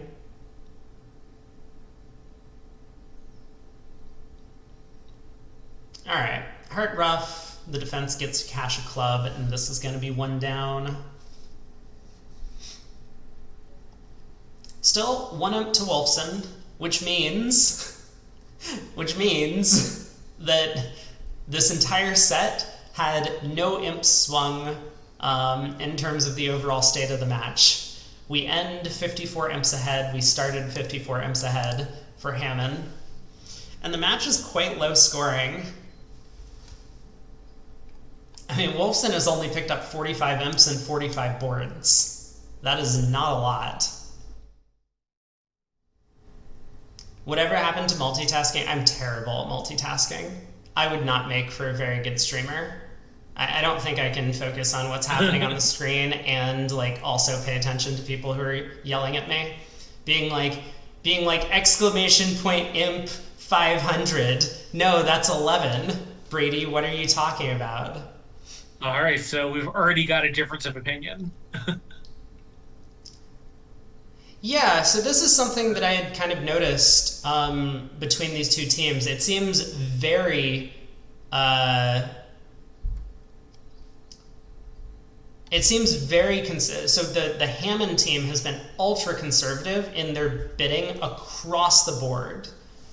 Interesting. I mean, Berkowitz Cohen are playing precision, so of course that's going to automatically change the ranges. Right, but so there was a hand from the previous set where, who was it? Ross Grabel. He was a passed hand. He had a 5-card spade suit and a 10 count, and he didn't overcall over a heart, and he just passed out the opponents in like 2 hearts or something, and they made 2.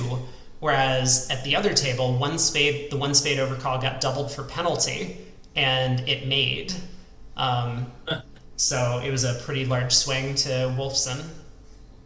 You know, I say pretty large swing. Yeah, they've collected 45 imps over 45 boards, but but yes, this was so that was like half of them or something. Yeah. Clearly, someone was not mentored by Stevie Robinson. Mm-hmm.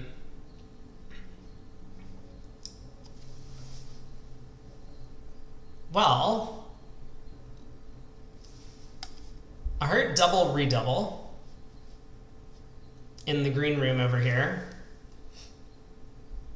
Wait, you're asking if I saw the hand where Hamman didn't open a 14 count and then leapt to slam later? No, I didn't see this at all. Oh my god, someone has to find that board. Jeez. So, it looks like both tables are going to play no trump here. Yep. So if East-West can make 3 no trump with both tables, I guess it'll be 3 imps to Wolfson. Right. But we're not quite there yet. I mean, South has run from a no trump. It looks like a no trump was intended as minors. Probably. Although he might have been better off in one no trump than whatever catastrophe he's about to finish up in. True. Well, he's going to be in 2 clubs whipped. I was wondering if he might take himself out, but I guess he has no reason to. Probably clubs race to be a better trump suit than diamonds. Yep. Wow, so this is gonna be boy. I mean, East West have 11 tricks off the top. I don't know if they can take them all. Well, okay. I mean, like, yeah, if East West could pull 4 rounds of Trump, sure, Right. but that's not happening. Yeah, Steph asked why not redouble one no doubled to show minors. I don't know. I mean, I probably would, but then like I would be terrified of that going all pass. Yeah, it's also possible that he was worried that redouble would show. Um, I was gonna say like maybe a 4x1 with a singleton ace of hearts, but that's probably too precise. Mhm. Yeah, you're probably right. The redouble should just be, partner pick a suit. Maybe it's also okay. Hold on, I'm gonna pull this up in a different tab.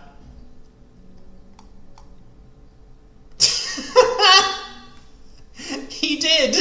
He's first seat equal white and just passes with a 14 count. Oh my god. This is amazing. Yeah, 4x1 you would definitely try Yes, spade. you're correct. Yeah. Yeah, so it's true. If he redoubles, his partner can do the same, get to the same contract, but at least they would always get to their better minor fit. Right. Okay. Let's try and actually do something useful now that I'm here. So 2 clubs doubled. It went heart to the king, diamond Yeah, through. nine of diamonds back Yeah. to the ace, and then the Claire led the jack of spades to the king. Right, and so David Berkowitz now getting in is very common in these low-level part scored doubles that you should be putting trump through declarer's hand, so that's what he's doing now. Yeah, having already gotten the ace of diamonds out of the way, now diamonds can wait. Right. So David's lacking an entry. I mean, he would love to win the ace of hearts, go diamond diamond, and then get back to his hand to put a third heart on the table, but he's 1 entry short. So I wonder. Yeah, I think double dummy, he would have been better off not leading that club, but obviously it's the normal thing to do against a double low level part score.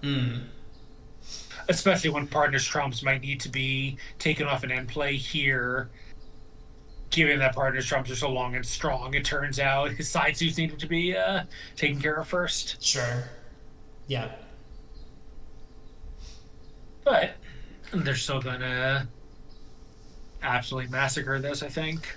Yeah, definitely. So then the question becomes, is 3-no making in the other room? Let's head over there and take a look. So King of Hearts being played off the dummy. Looks like Declare is going about setting up his heart suit. And he's 3 tricks in. This is a 4th. He'll get a 5th from the long heart. He'll get 6 and 7 from the spade suit, and he has the ace of clubs for 8. So he just needs the club hook, which is on side. And maybe not surprisingly so, because South opened the bidding. So it looks like 3-no is making.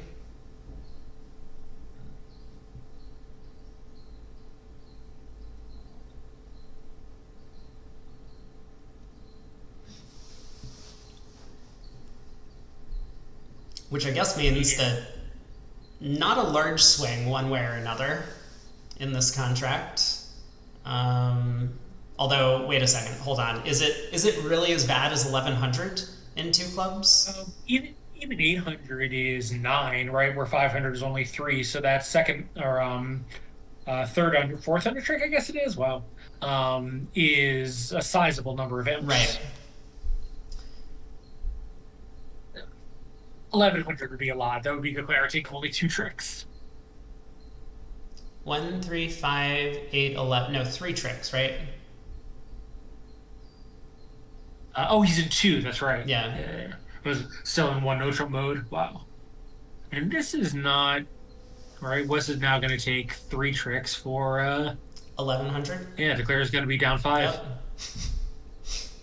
So yeah, I think Declare could have done better if he had unblocked that Queen of Spades and dummy. If he was able to get to his hand and presume there was a 5-1 club split. He could have played that queen of diamonds, used that 9 of clubs as an important roughing value. Mm-hmm. So, quite a way to start the set. Yeah, well, good result for Wolfson. They did need that pickup. Steph is asking about making second dinner. What are you, some sort of hobbit? You're a hobbit? Yeah. Good. We went to the same place on that one. Perfect. No, you should probably just go to sleep. I mean, Wolfson will be winning by the time tomorrow comes anyway.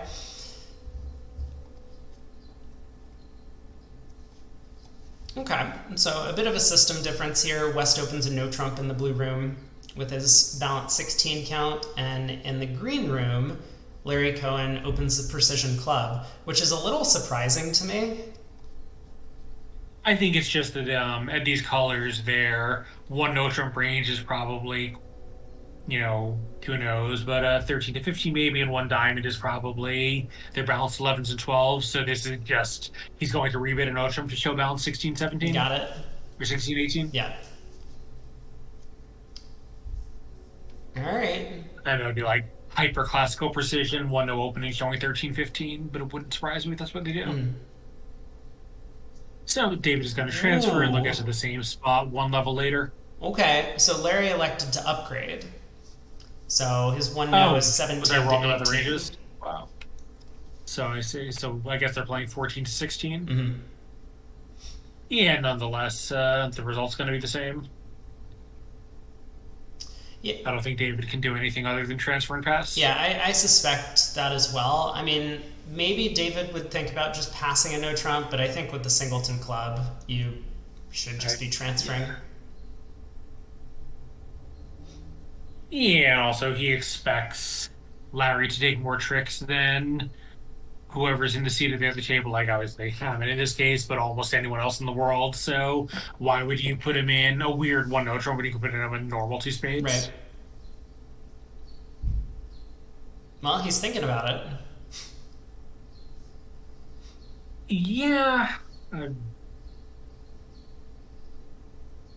I mean, I would be very surprised if he passes this. Okay, hold on. Yeah, okay, this is what I was wondering. Yeah, he's thinking about upgrading, right? Well, are you sure? Or do you think that he's bidding two clubs you think it's and like the garbage passing? statement, yeah.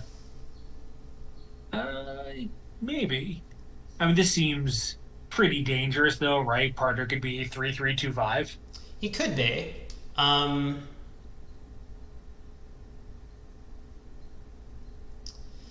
But yeah, maybe his kind of rationale here is his spade suit is quite weak, and he might get in trouble where if the opponents have, say, like the ace king of spades between them, they might be able to set up a diamond ruff or a heart ruff before he can pull trumps. Nope, I guess you're right. No, he upgraded. Yeah.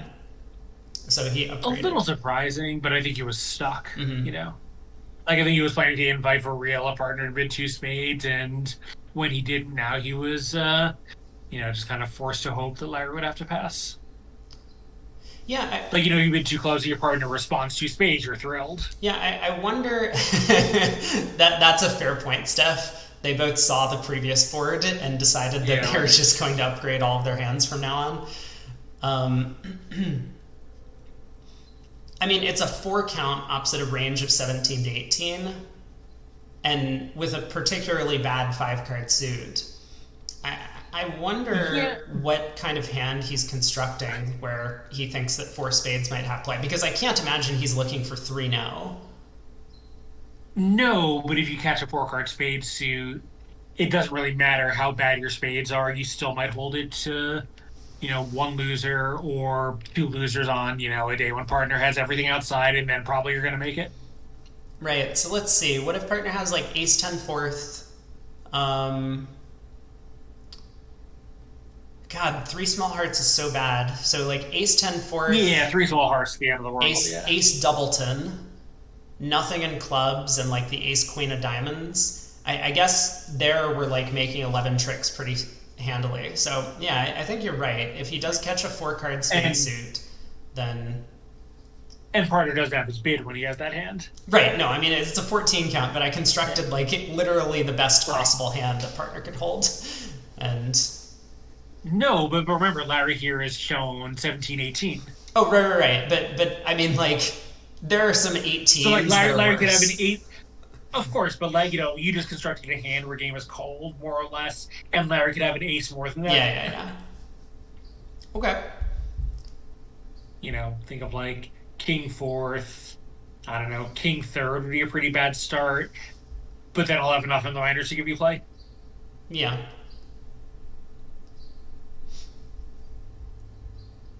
So same two-spade contract, although played from different sides. And haven't really followed the play in the blue room. I mean, I can't imagine Declare is going to have too much trouble with this contract, given that the spades are splitting. But maybe that's not correct. No, the diamonds are good, so he has 3 diamonds and 2 spades. Well, East hand is just high. Well, in the green room, now the defense is going to get a diamond ruff, so they're going to need to be a little careful on defense. But what can happen is North can win the queen of spades and give his partner heart ruff to get a diamond ruff. Mm-hmm.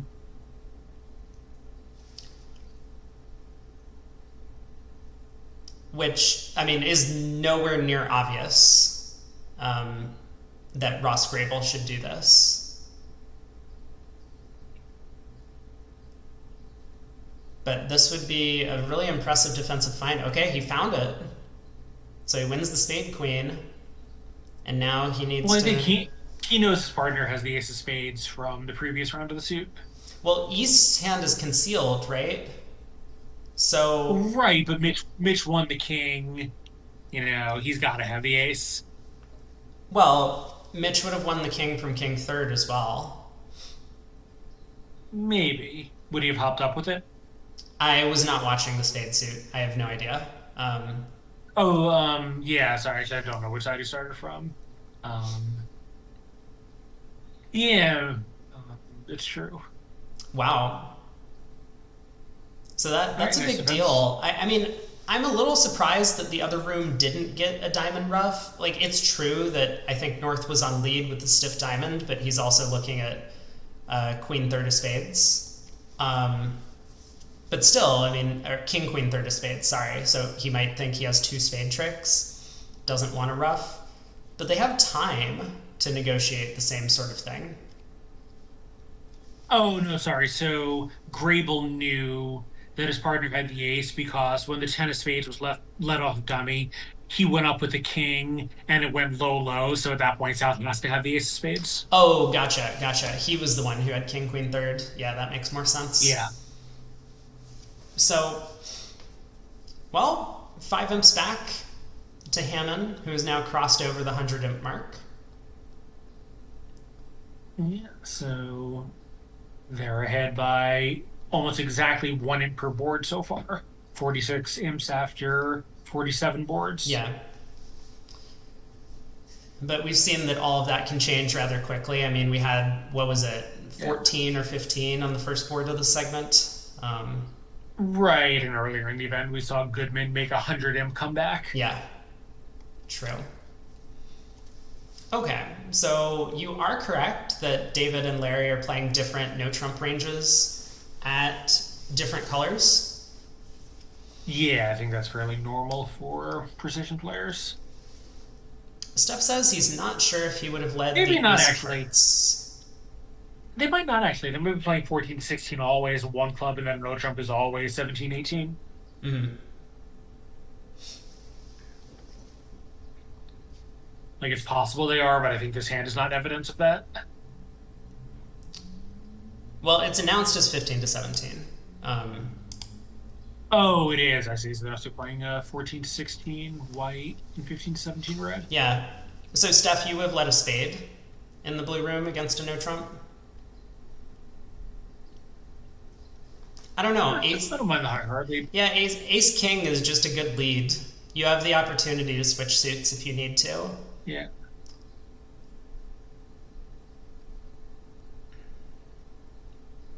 Yeah, and when you have four of them, you're not too likely to blow out a tempo in a suit declare needs to set up. Right. Like ace king third, that can be a danger, you know? Yeah. So meanwhile, how is this going in 1-0 Trump?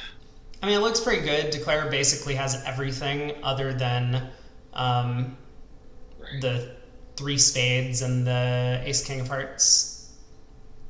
Right. He's got a heart, two clubs, and four diamonds at least. So declare the defense can take three spades, and that's going to be it. Well, so Mitch was listening to you, Steph. Yeah, yeah. Mitch leads a low spade. I don't think a low heart can ever be right. Not against 1-0 trump. Yeah, I agree. And I don't like it against 3-0 either. The problem in 1-0 is like you need to make the most of your leads because you're going to be on lead about half the time. And if you just end up making passive leads or leads that could potentially blow a trick, you're going to help declare do their job. So Yeah, like low from ace king fourth can occasionally be okay when the strong hand is known to be in dummy, but into a no trump opener, it's I think on balance a loser. mhm. Like, there's an 18 count dummy, and somehow someone responded one no trump and got raised to two no trump, and then in game, then there's a decent chance he'll catch a queen third and dummy, and declare will have a guess. Right, yeah. So Steph says he doesn't think you're happy if you lead the ace and then switch. Like, I mean, I'm also not happy, but like, which suit do I know I should be leading? Should I be leading clubs or diamonds or spades? Um, Right.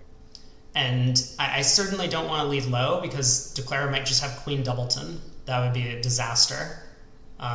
So I I would do something that, like has the potential to cash some heart tricks, right? Maybe partners suit his hearts. And if not, then I will be able to see the dummy and decide what I want to do next. Yeah, your partner, rates to have a little less in pie card strength than you do, so, you know, it's not like you can expect to lead something and like maybe have it work okay, whatever you pick. So, like when you have a really bad hand, you know, you're not too likely to do damage if you guess the wrong thing. Yeah, go for it. Let us know. Yeah. Yeah, PJF points out another Freedom thing winner, bridge winners. that can has been removed from Yeah, the right. tablets. Yeah. I don't know. I think a spade, a spade is kind of betting the whole board, or a heart is hedging your bet a bit. I mean, I think the two choices I would pick from are like high heart or low spade, and I would definitely lead a high heart, Right. but I think like low spade Yeah, would be my I second agree. choice. Um, like you could hope to lead a Against one, club and say like, well, it's passive. They're only in a no trump, and like if clubs happen to be partners sued, at least I've done pretty well. But yeah, I think just from the yeah, I majors think makes for me, sense. I would call a spade my second choice against one no, but a club my second choice against three no. Hmm.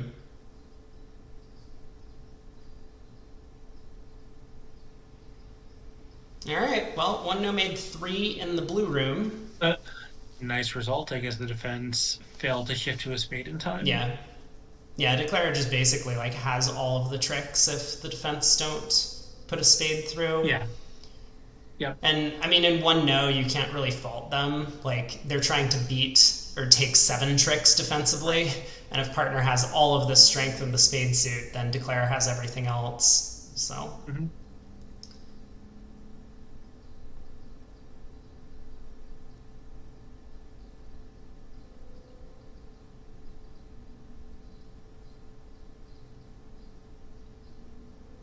Well, green room, they've been able to collect their two spade tricks. I mean, it tricks, one and whatever else.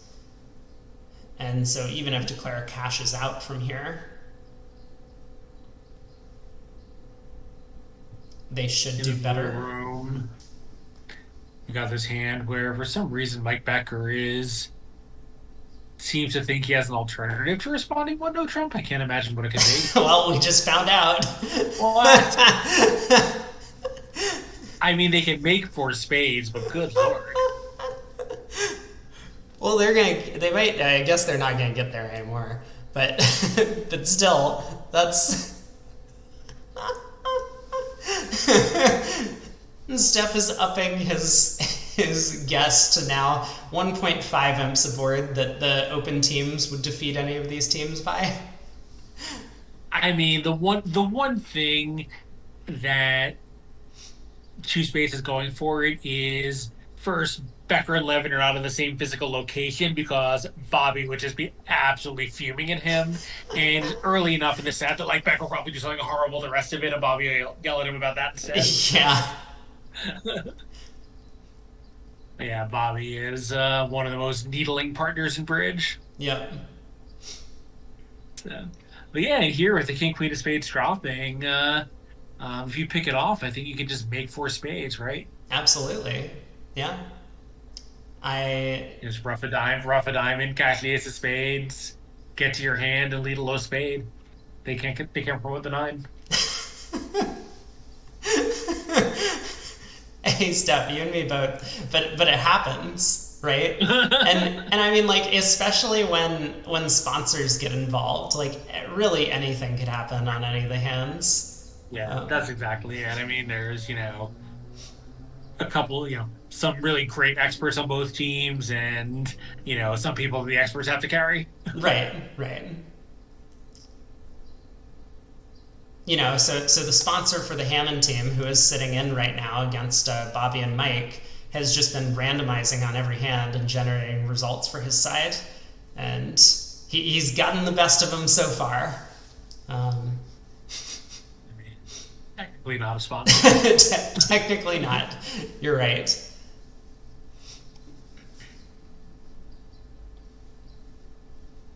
Well, we do get to see a more normal auction in the green room. So spade by north and no trump semi-forcing by south, two diamonds by north showing his shape. And it might depend on what south elects to do.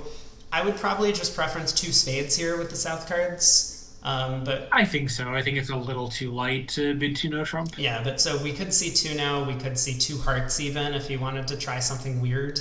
But no, he just bids two spades. Bidding two hearts is begging to play in a fit opposite singleton 5. Yep. And the straight flush has no bonus. Yeah. I mean, North, I guess probably won't do anything, but I bet he's going to give it a luck before he passes. Oh, I think we saw this the other day. So Grabel and Dunitz must have been the ones who have this weird agreement. That's right, yeah. That two spades promises extras. The two spades shows a sound hand. Yeah.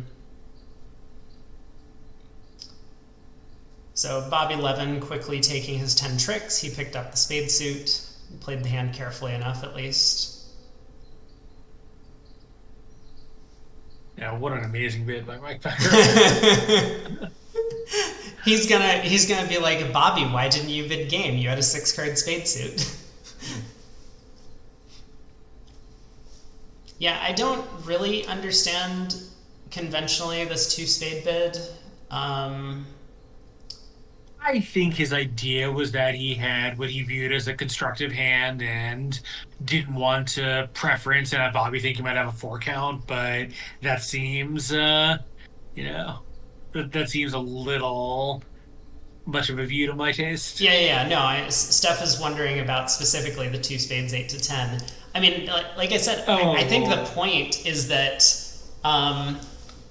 you're just giving up on all of these weekends and being like, we don't care, it's imps. Let's just play in an awful part score and get the board over with, and hope that now you get a little bit more structure for hands where your partner has like 13 or 14, has opened the bidding, has a little bit of distribution, and you might be able to find 3 no or 4 spades.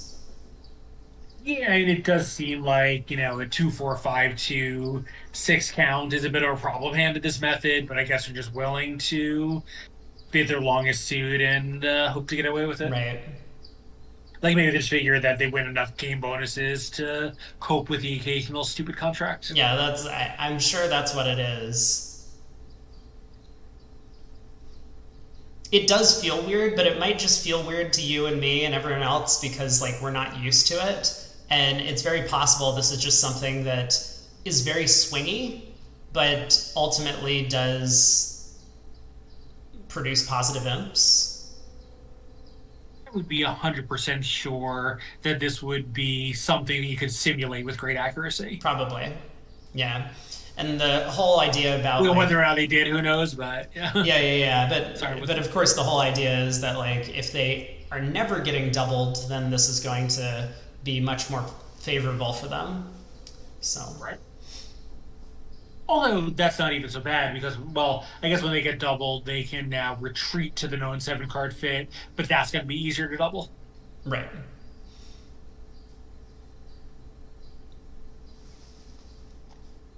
Meanwhile, East West have gotten to a fairly tame and looks like pretty sound two-spade contract in the blue room Yeah. after having just showed his 6 card suit. Yep. Um, you're gonna lose what, 2 spades and probably 2 diamonds, and that's it. Um, it might depend. I mean, it's very possible that Bob is just going to start playing clubs through South right now. Right. Like, I don't think he can really afford to play a diamond. He might never get back to the dummy. I mean, maybe he will, but Right, but if he plays a king of clubs now and South roughs it, doesn't declare. I mean, he can play trumps out of his hand, which probably isn't great. Or play diamonds out of his hand, South can play some other spade at that point. yeah. I mean, I think if he guesses the spade wrong at that point, he's probably down. Yeah, probably. Okay. He does go after Yeah, diamonds. yeah. Um, This certainly seems better double dummy. Although you better guess this right, and he does. this feels like a bit of a non-guess in the diamond suit. I think South would be Mhm. overly eager to hop up with the diamond ace and put a spade through. So, Yeah, I think that's right. you're pretty comfortable just playing a diamond to the jack there. Mhm.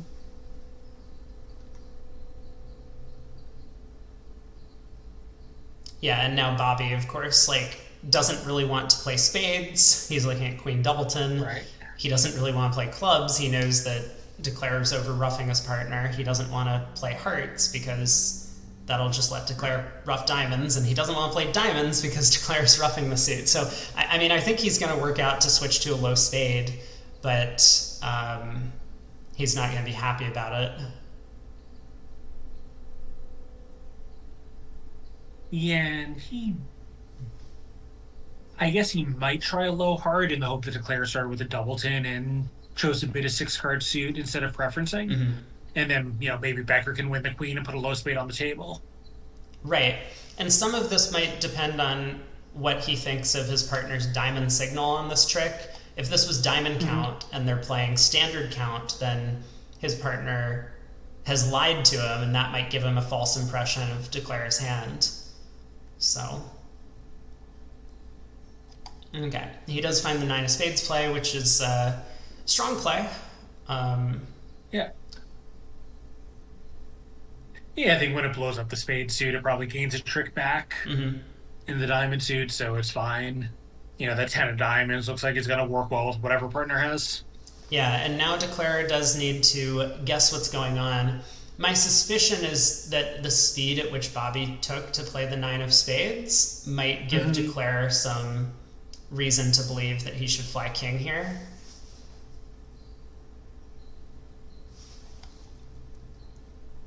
Yeah.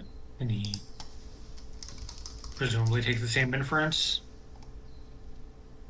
Yeah. Nope, nicely done. So that'll be 110 for Bob Hammond. Right. Okay, so same auction in the green room.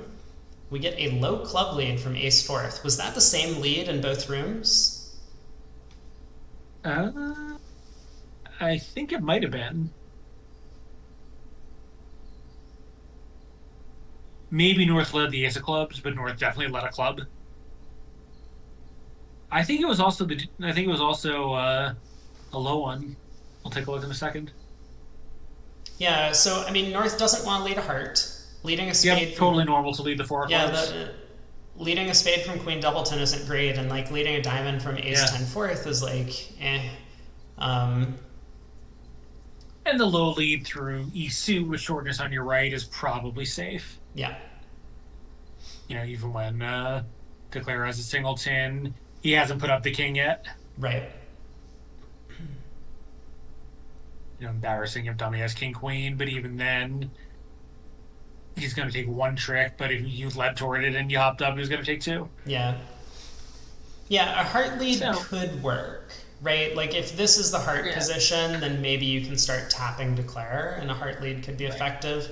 But if hearts are like 5-3-3-2 around the table, a heart lead is going to really blow up in your face. Yeah.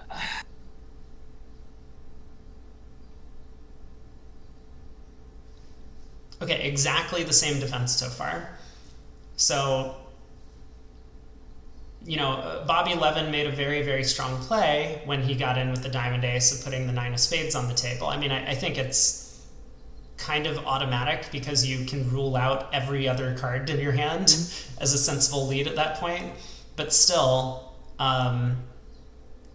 we'll have to see if Ross Grabel in a very similar position might try the same thing.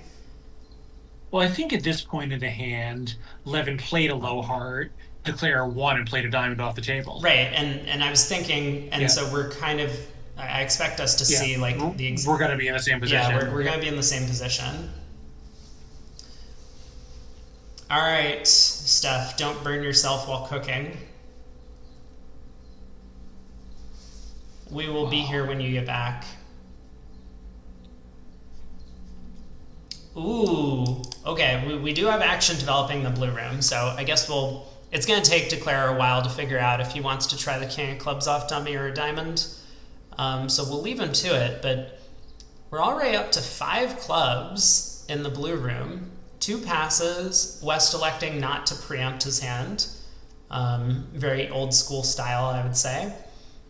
And North opens 2 hearts and third seed on just a 5-card suit, but with a side 4-card spade suit. 3 club overcall. 4 hearts by South, Jack fourth. I mean, he's favorable. And Bob Hamman, I mean, probably thinking this might be a 2-way shot, but it's 5 clubs. I think 5 clubs is going to make fairly easily. You rough a couple of hearts, you draw trumps, and you knock out the spade queen. You're not really in danger of being tapped out. Right. You only need to rough 1 diamond to your hand to do all this, and trumps your G2. So Cohen has actually diverged here by leading the king of clubs. I think this is not going to be great for him. Well, so this was the play that, I don't know, it felt natural to me, but maybe I'm crazy. And yeah, Hamman presumably read it better as a 4-2 clip break. Yeah, it could have depended on the spot card that was led in the club suit. That's possible. It was the 3rd and 5th for both tables. Okay. But, all right. Well done here. So Ross Grabel finds the same defense of a low spade once he gets in. Yeah, so Cohen might try ducking this now. This is his only chance to get back in the game, running into the jack of spades and trying to get those clubs back into play. Yeah, that feels like a bit of a stretch. I mean, now South with Queen Doubleton would know that leading back a low spade is... I guess it's not like terribly dangerous because South would know that he can always rough the next round of clubs. Right. So, okay, fair enough. Maybe Declare does have a little bit of a guess here. But I suspect North with a stiff spade would have switched to spades rather than playing a heart when he got in with the club ace.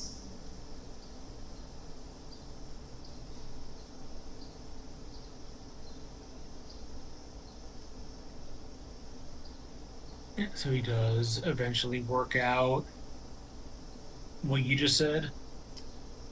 Okay, so he'll still be down one. Yeah, I'm still going to be a pretty, not a large swing, but a decent chunk of imps going the way of Yep, Hamman now. four. Yep, four imps for making it down one. Mm-hmm. What was that? You're not really allowed to cover other people's music on Twitch.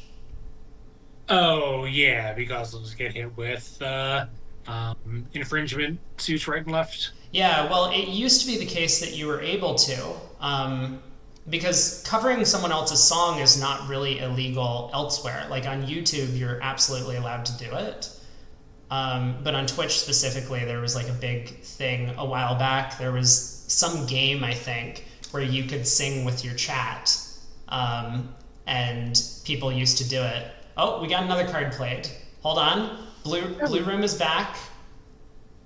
I would guess that that just means that YouTube has a licensing deal with the publishers. Yeah. Okay, club hook. Why did we not play the Jack of Clubs to the Queen? Big Kev is a real good singer. Which Big Kev is that? Is that Big Kev the director? Oh, I'm sorry. Jack of Clubs to the low is definitely correct here. You're right. I've threatened them with my angelic voice, and now they just had to play bridge, otherwise they would get in trouble. Oh yeah, Oh, interesting. Big Kev is Kevin Rosenberg. He's more like tall Kev. He's not Big Kev. See, that's what I said, but this is an Australian thing. You're just gonna have to roll with it.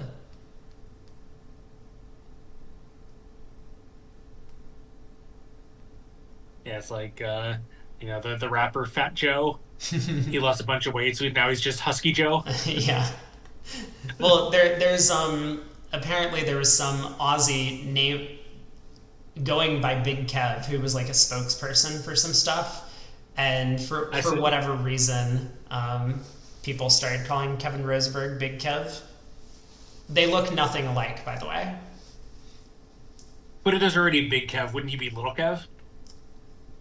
Or perhaps medium-sized Kev if you want to like preserve the option to have Little Kev come along. Yeah, probably.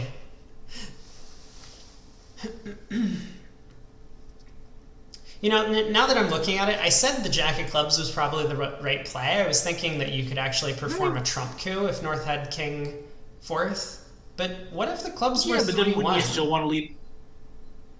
Wouldn't you still want to lead the Jack to the Queen in that case? No, you wouldn't have enough entries to rough enough diamonds. Right, but you're not really worried about that. You just want to catch the ace and get on with it and hope that spades are 3-3 or an honor drops, I think. I don't think you can make it if you play the Jack to the Queen if clubs are 4-0 onside. But I also don't think clubs are 4-0 onside because of the heart preempt. If clubs are 4-0 onside, yeah, maybe it's just too hard no matter what then. Well, if you win the Jack of Clubs and then rough a diamond and go ace king of spades diamond rough, then you just exit a spade and you don't lose a club trick. Oh, right. But yeah, I mean, it's probably not worth playing for that. Australia had his moment in the Crocodile Dundee era, and we don't really know who you are anymore. That's true. I made the comment that if we covered up the continental U.S. with Australia, we would still have all of the important places. And yeah, we would want like Texas and a little bit of places near Texas. Who cares? No. Apparently, Australia and the continental U.S. are the exact same size. Oh, really? Yeah. Wow. But my argument was that we would still have like New York, LA, San Francisco, and like Los Angeles, like Miami, and no one really cares about anything else. I guess actually that's probably right, because I think, the Australians can correct me, but I think Perth to Sydney is like 2,200 miles or something. Yeah, Steph's right. Alaska is still left over. And Alaska is America's pride because it means that we can claim we're bigger than everyone else in every way.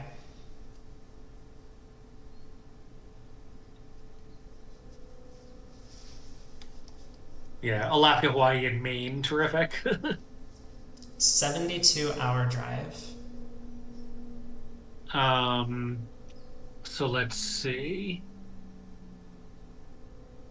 I mean, not like if that's actual driving time, that can't be right because that's 60 miles an hour, which is ridiculously slow.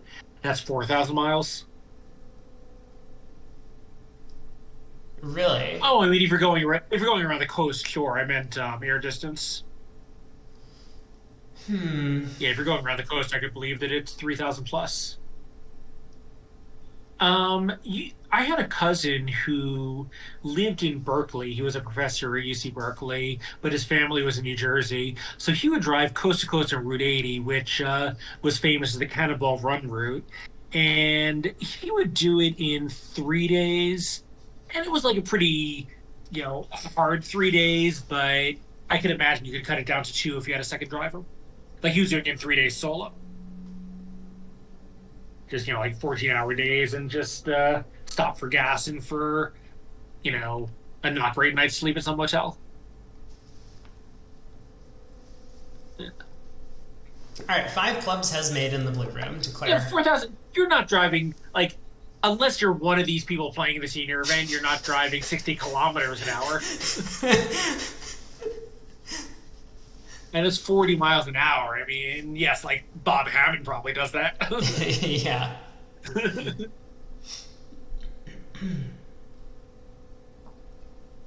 I mean, so I drove from DC to Dallas in a day. It was like 20 hours. Yeah, I once drove from DC to Miami. I think it was for the '96 Nationals, and I did that nonstop. And that was just about 20 as well. No, no. It was like maybe 22. It was like 1,000 miles. I mean, I've driven from DC to Miami in like 14. Well, I drive fast. You're right. 15.8 minutes according to Google's. That's obeying every speed limit. Yeah, so probably like with a couple of stops for gas and food, about 20 hours seems right. Yeah. Yeah, but I drove to Dallas. I think I went through a couple of drive-throughs and ate in the car, but it was nonstop driving and it took me 20 hours. Yeah, I also did DC to New Orleans nonstop, and that was long. That was close. That was close to a full day of driving. Maybe that's what I think. Maybe that was 20 or so, and Miami was more like 14 or 15. Yeah, PJF says that driving the length of New Zealand is difficult because of the water in between the islands. It's like I don't know if anyone remembers the old days of Google Maps when if you put in something where there was no bridge, it would say kayak across the Pacific Ocean.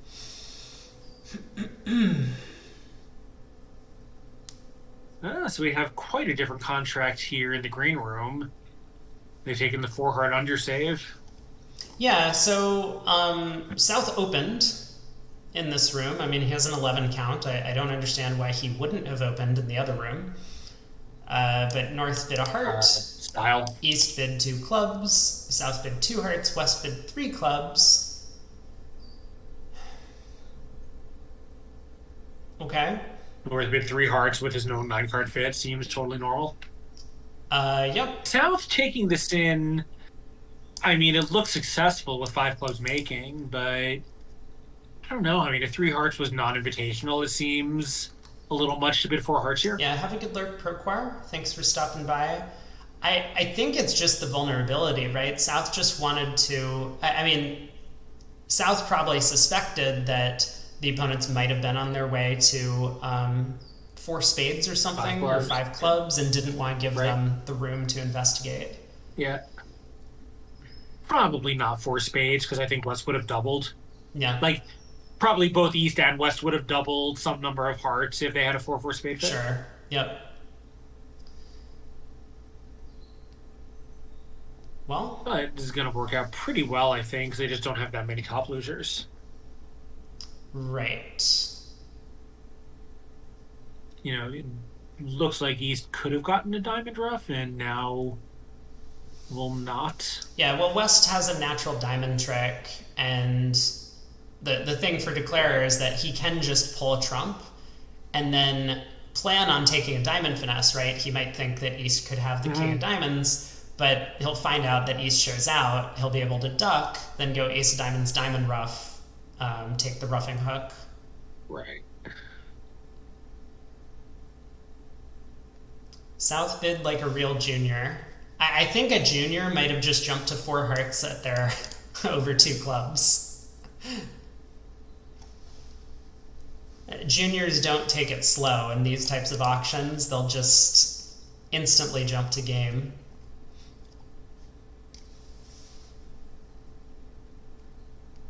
Oh god. Well, we've been focusing on the green room. The blue room has stalled again. And I can't tell if this is like an actual problem. No, I mean, East... It cannot possibly be.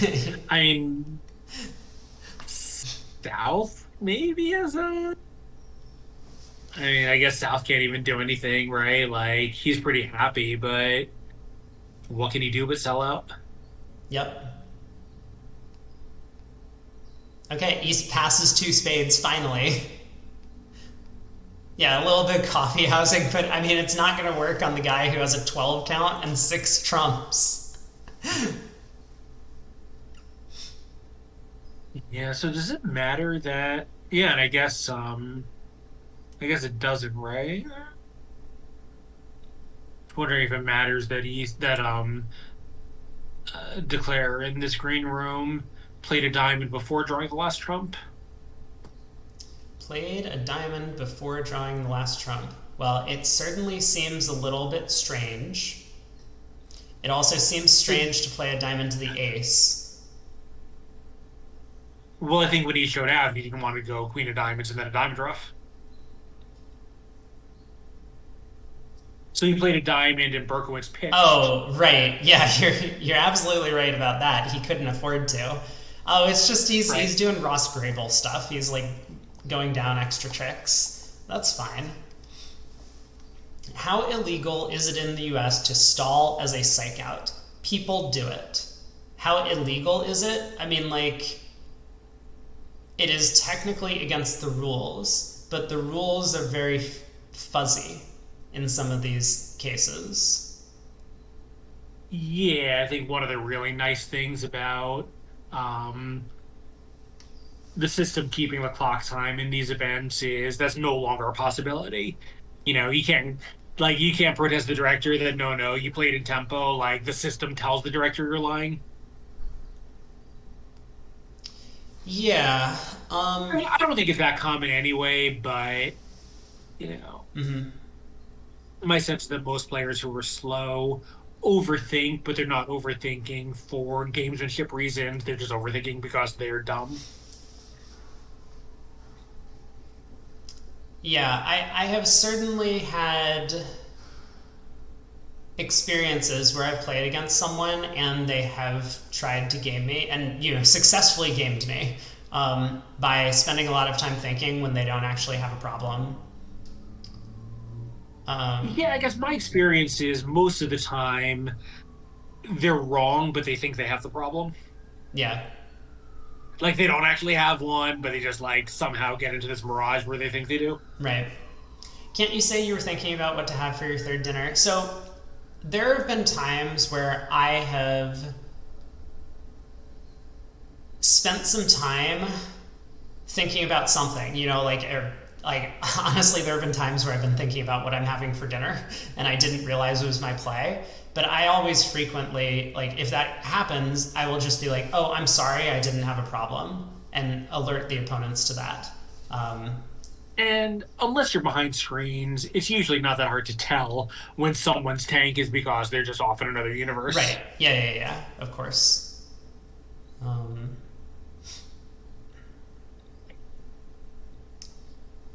Well, 2 spades has dutifully gone down. It looks like 2 tricks. North-south are still going to come to a club and 3 spades from this position. Yeah, meanwhile, in this room, Grabel's going to grabe. Okay. Grabel's going to grabe. Is that the common term now for this? I guess he can get back to even by roughing high, drawing the last trump, and taking the diamond, roughing finesse. Right, which it doesn't even seem that complicated to do this. Doesn't seem like it should have taken him 20 minutes to figure that one out.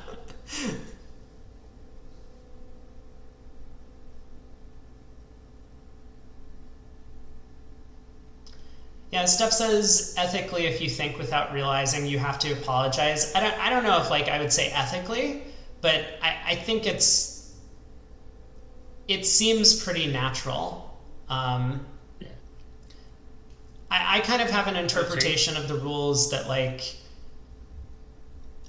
I want the like skill based part of the game to be, can I make better bridge decisions than my opponents? And if either I am concealing information from them knowingly or not knowingly, and I have some inclination that I can like alert them to the fact so that we can both try and solve the same problem, then I'm going to do it. That's just like how I go about the game. But there are definitely people who like will read the ACBL rulebook and be like, I'm required to alert this, I'm not required to alert this, and it doesn't say that I'm getting punished if I do this thing, which I think can gain me a competitive advantage, so I'm going to take advantage of it. So meanwhile, I don't know what happened in the Stu Spade contract, but somehow the defense managed to compress their losers or their tricks so that Declare only went down one. Yeah, I think I might have misquoted earlier. So anyway, but down one. Well, I mean, it's down more than that off the top, certainly. So something obviously went wrong. Oh, is it though? Because like, because Declare cashes 4 hearts and pitches a loser from dummy. Yeah. So the defense get I think that's 4 hearts and pitch a loser from dummy, but you still take 4 spades and a diamond and 2 clubs, right? That's down 2. Oh, yeah. That's still down 2 though. Right. Yeah, so maybe I mean it sounds like South needed to put a second club through earlier and just so South did not put another club through, so they must have set up a diamond or something stupid, or I don't even know. Maybe they'll declare a lope with something they shouldn't have. Yeah. Well, 4 hearts is. I can't imagine what that could have been. Anyway. Yeah, we're crawling across the finish line in 4 hearts, 8 tricks, 300, and that's going to be. I'm going to call out 8 imps to. I'm going to say 7. Let's see. Maybe it's 8. We'll find out in a minute.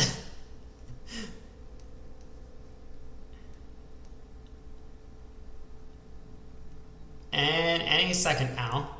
Well, 400 is 9. Thank you. That was not the score differential in question.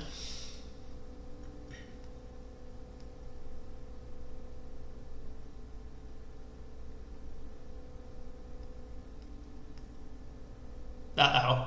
the system has froze again in the green room. Yeah, 300 is 7 imps. Is it? Okay. Yeah, 320 to 360 is 8. There it is. Perfect. 7 imps. I know everyone was awaiting this result nervously.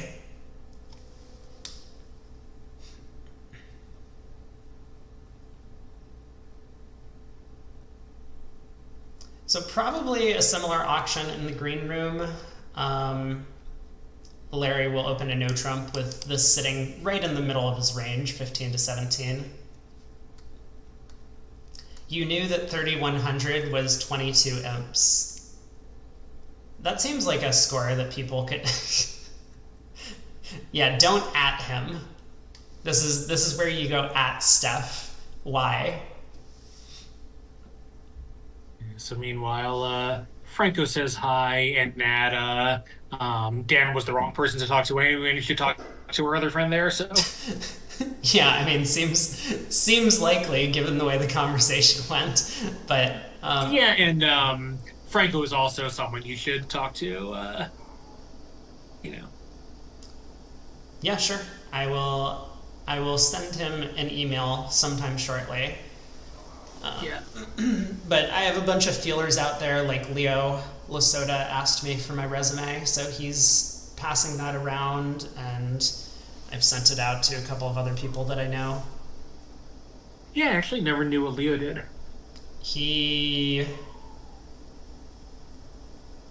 I don't know. I think he does, like, fitness. I think he's like a fitness instructor. Interesting. Um, oh God. Now that V8's not here, But I look, I love you, but I would not pay any money for Body by Brady. you wouldn't, huh? I would not. Okay.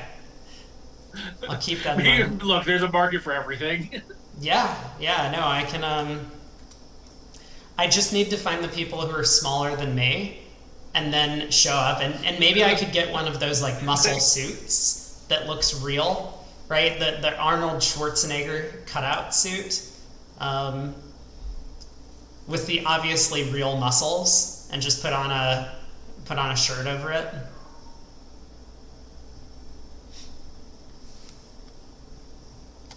Thank you for reminding me, Steph.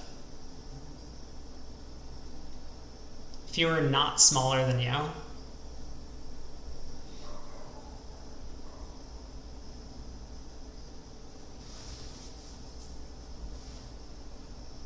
Okay, so in the green room, it looks like the defense has done better. No, they haven't done better. It's like it's the exact same thing, right? Yeah, well, they haven't. Oh yeah, right. Because now that roughing finesse and diamonds is set up. Well, I just think Declare can still like cash 4 hearts and throw a club. Mhm. Are you sure that we can beat this 2 from the start of the hand? I guess maybe. Well, I think we can beat a 2 from now because we have 4 spades and the ace of clubs. 4 spades and the ace of clubs. Oh. I see. You're correct. So yeah, I think something went. I'll take a look. I think something went quite wrong in the other room. Well, Declare was able to pitch a diamond, so that might have been the difference. Yeah, but maybe. Although Declare still got this long club that he can't really get rid of, Right, unless but, the defense gives him a hand there. Well, but Declare was able to rough a diamond in the dummy, which is an extra trick. Oh yeah. I was saying like maybe he could just elope with something. I guess that's what happened. Yeah. So Your marathon PB is 3.5 hours, and you like bouldering, not rock climbing though. oh, I see. No, so the defense did have a chance. So Declare did run 4 hearts pitching a diamond, and Becker roughed. But if he played a trump now, he could get in with a diamond and then draw trumps. But instead, he cashed the ace of diamonds, and that let Declare rough a diamond. Right. Yep.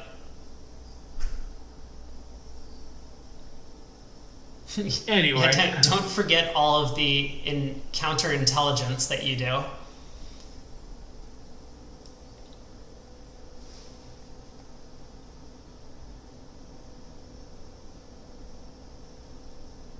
Okay, I mean, this is kind of interesting. So Declare is in the green room taking this roughing hook and diamonds, maybe hoping to elope with a trump trick.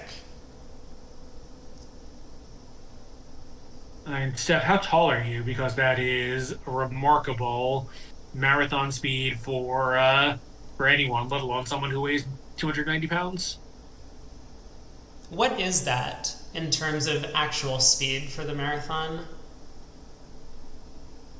So it'd be a little over 10 minutes a mile. Oh, okay.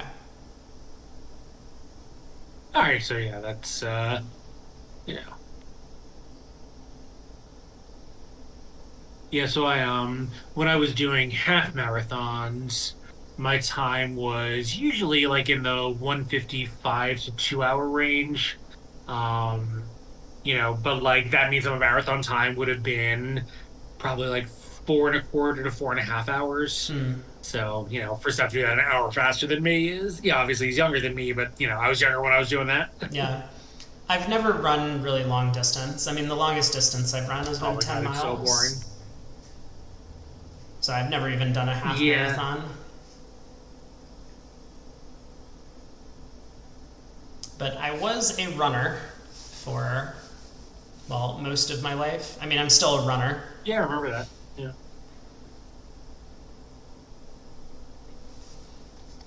Yeah, the most amazing experience I had running was my US half marathon time was in the 2 hour slightly under range, which put me pretty solidly in the middle of the pack among American runners. And then I went to Burgundy, where every November, as part of their harvest celebrations, there's a half marathon. And in the same time there, I was like barely ahead of the guys dressed in grape costumes running it as a novelty. Nice. All right, blue room. I know that was a hard chorus, but man. Yeah, so blue room bids and makes two spades. Looks like the defense managed to score themselves a club rough. I didn't really see what happened. Yeah, I wasn't watching. But we do have quite an exciting board in the blue room, at least for everyone who's not Bob Hammond. He's going to be like, just a generic 7 count, 4 triple 3. Yeah, Bart East bid something, how to make some simple raise. Yeah. So club. We'll see how many hearts Mike Becker elects to bid. I mean, I always like one on hands like this. I feel like the world, makes bids like this, but 7x2 with stuff in the other suits, I feel like it's a little early to decide what the hand is. Sure. And here, North will probably raise, but I think maybe he'll pass and hope that it goes all pass. Yeah. Yeah, I mean, I would raise as North, like, again, white on red. Yeah, me too. I mean, I think it's normal to raise, but, passing could work out if he's just stuck there with some hand they can't take further action. Sure. So, East bids 4 no. I mean, just 2 places to play, right? That it's not spades. Right. I think, specifically both minors and longer clubs. Mm-hmm. What else could it be? Yep. So 4 no, pass 5 clubs by Bob. Yeah, and I guess with no roughing value, maybe whole partner is 7-5 and put it in 5 clubs. I guess there's no reason for West to bid 5 diamonds here. Right. I think. Okay. What was I gonna say? I think there's 2 considerations. One, as West, I would not want a spade lead coming through my partner's hand. So if we bid diamonds, we would be declare. That's a very good point. But there is some rationale between trying to play in the stronger trump suit, and that looks like it might be diamonds. Like, if we're able to just pull trumps immediately, that would be great for our side. Avoid any sort of roughs, whereas playing in clubs, they might get a diamond rough. Right. Yeah, if we're off an early club entry and someone has a singleton diamond, that's really bad for us. Yeah. But, okay, declare is going to need to guess the club suit.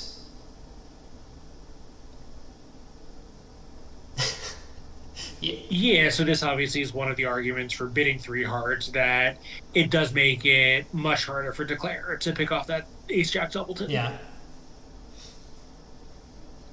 Well, PJF 6 diamonds always makes, so I think declare would have made 6 diamonds if he had bid it.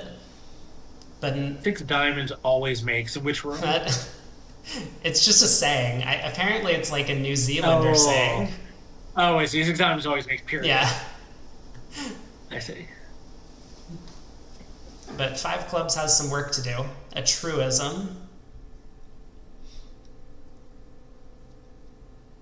Okay, so Bobby Levin giving some sort of suit preference signal in the club suit, plays the 7 of clubs, obviously looking for a spade switch.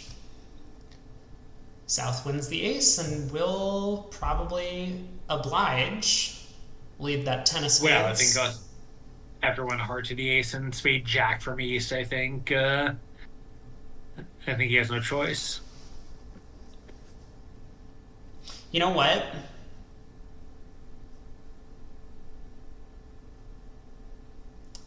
I don't think South should play a spade. Really? Because I think playing a spade is going to give away information to declare, and that might help him make the contract. It might look suspicious to do something else, but I think, yeah. So he does play back a heart. I feel like Declare at the very least knows where the aces are. Oh, sure, sure. But the point being, like, if we go queen of spades to the ace and declare drops the king, and then partner plays a spade back to us and declare ruffs, he's going to now find out we started out with 2 spades, 7 hearts. We didn't lead a diamond. I don't think there's any chance Bobby would play another spade because we can't have a singleton. We would have let it at trick one. Yeah, but what else does Bobby do, right? I mean, like, it kind of becomes even worse if Bobby doesn't play back a spade now. Because then it looks really suspicious. Yeah. Yeah. Yeah, maybe you're right.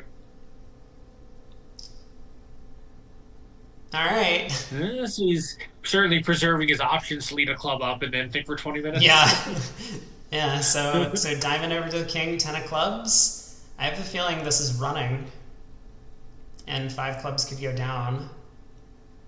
I think this was strong defense by South. I mean, there is kind of this concept of if the opponents are doing something weird, then you need to figure out why, and it generally means it's because they have the missing card. So Weichsel has made the insulting play of ducking. Yeah.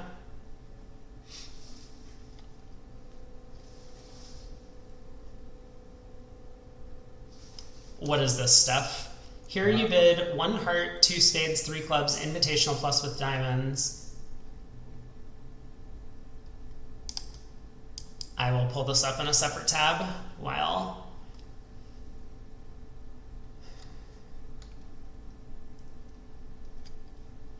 One heart, 2 spades, 3 clubs. I'll look at this later. If you want me to redeem a analyze a hand, you can. Otherwise, I will take a look at this in a little bit. Oh yeah, I actually meant to redeem one of those on the 4 spade hand from last week. Oh my god, I mentioned that to the chat, and everyone was very excited about it. All right, I'll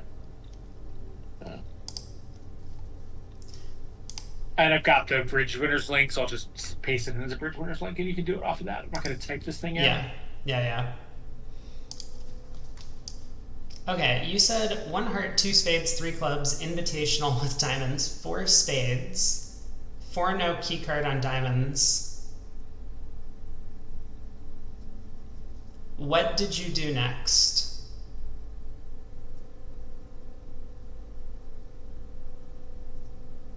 And how did you alert? So you have 2 voids.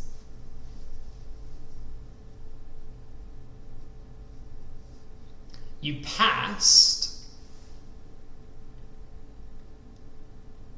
You actually passed 4 now?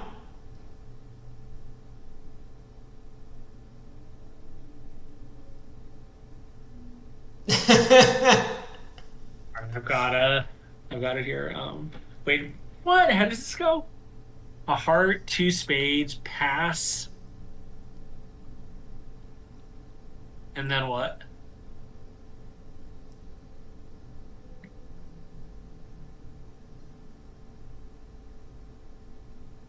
Your partner alerted as maybe he has 2 voids. That's actually incredible. Okay, I will briefly pull up the hand. So this is the hand. Can I make this bigger? There we go. 1 heart, 2 spades, 3 clubs showing diamonds, 4 spade preempted by West, 4 no trump key card and diamonds with a bunch of aces and kings. Pass. You passed 4 now with the South hand.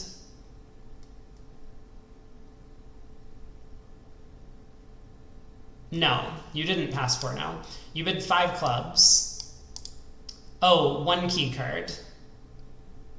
East passed, 5 diamonds by your partner to say 1 key card's not enough, and you raised 5 diamonds to 6.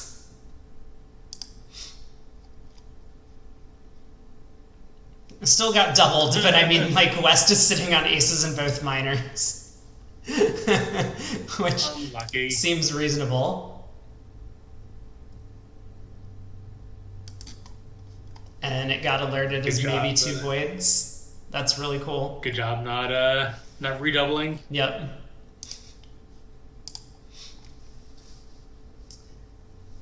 West was Lil Giovanni Donati. I don't know who that is, but I guess some young Italian player. All right. We are... Apparently, I don't know if the round clock has been updated. Let's see, when would this segment have started? So 5 to 7, 7:15. Yeah, it looks like they must have given some extra time onto the round clock. Otherwise, this wouldn't really make any sense. Yeah, or just, the pause whenever they restarted it, like, was only from our point of view and not the player's point of view. He played for Goodman and NOLA. He was a Giga Smurf and carried them to a finish somewhere. He played the Bermuda Bowl in 2017. Yeah. This is all still post my time. You haven't stated any dates before 2015 or like 2016. So I can't promise that I know people who were playing bridge after that. Yeah, Goodman, lost in the semifinal, I think?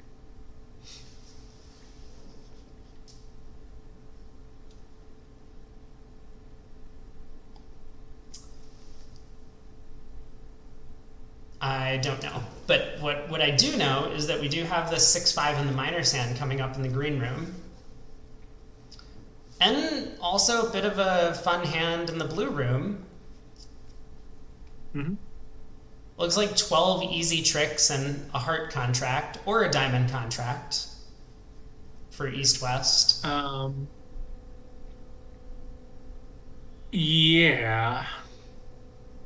Yeah, with no finesses. 7 hearts and 5 diamonds off the top. Yep. So currently an unobstructed auction.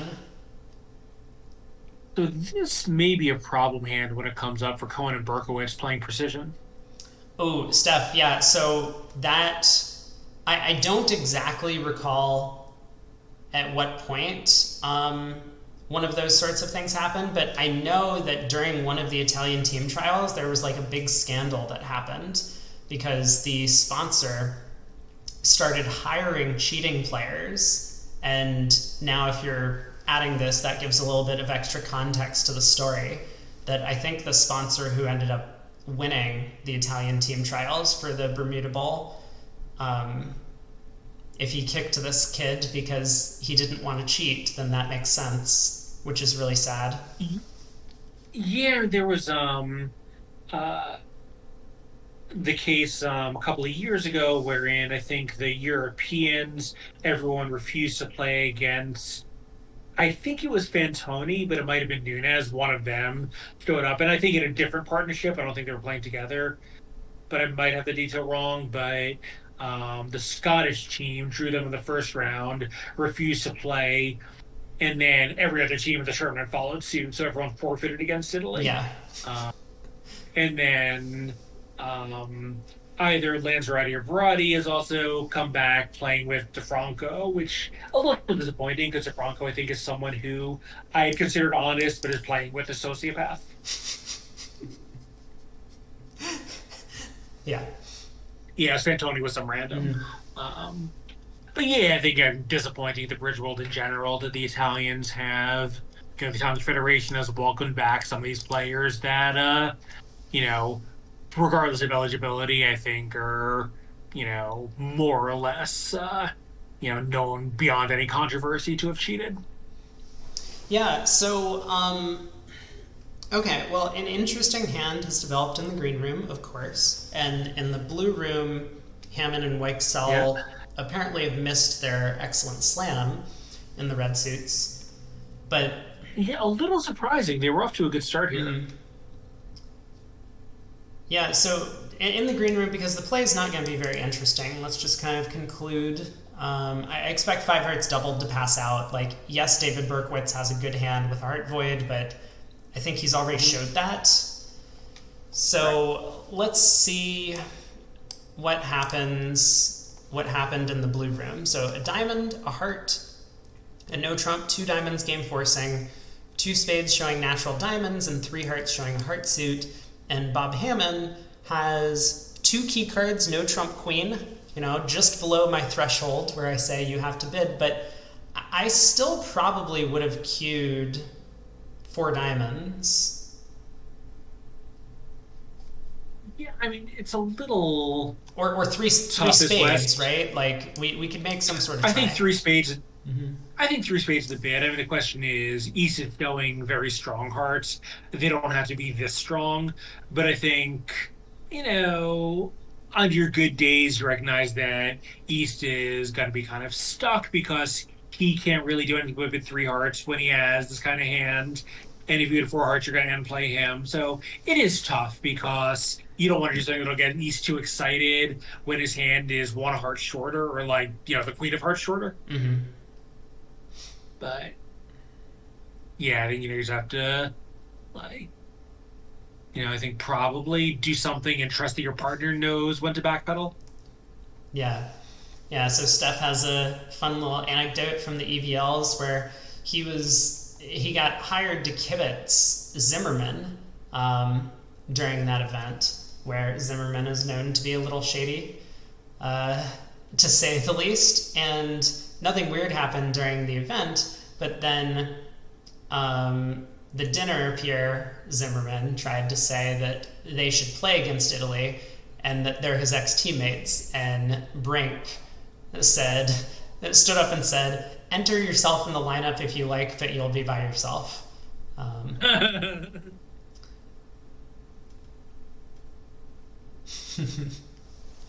That's pretty nice.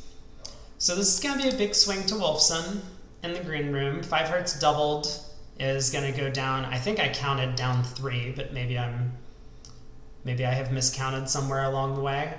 So that should be, coupled with the fact that five clubs went down in the other room, is 12 imps. No, yes, 12 imps. I'm certain of it.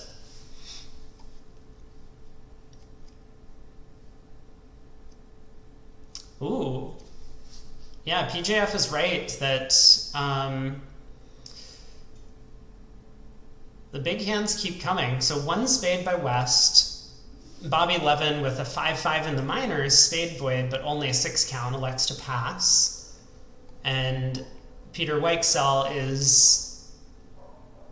has to make some choices, right?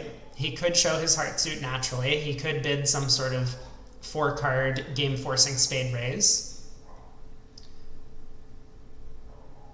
I think Bobby, would have wanted better minor suit interiors to bid here, although I would have been pretty tempted with that spade void.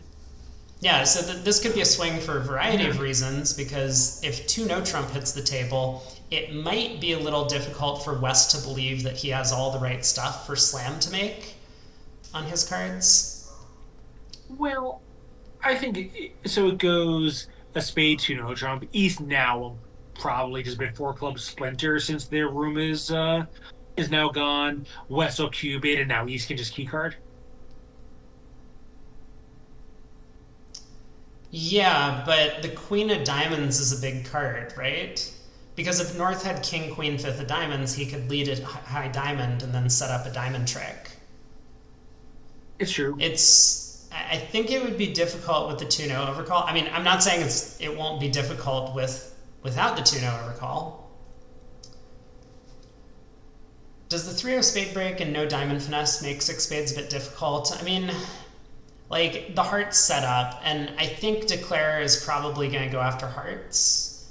Like, I suspect on, say, a club lead, right? He's just going to win the club ace and lead a heart to the king. And then a diamond comes back and he's going to win the ace and play a spade to dummy, find out about the bad split, and then just, ruff a heart, king of spades, spade to the jack, ruff a heart, claim.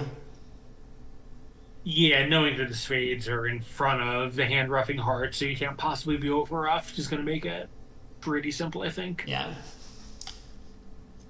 Okay. So, a spade past 3 clubs, Jacoby. Players do this sometimes. I mean, I think the normal alternatives that 2-no Jacoby would be the alternative, but here some players like to use 2-no as a balanced game force, sometimes with 3-card spade support. Mm-hmm. So.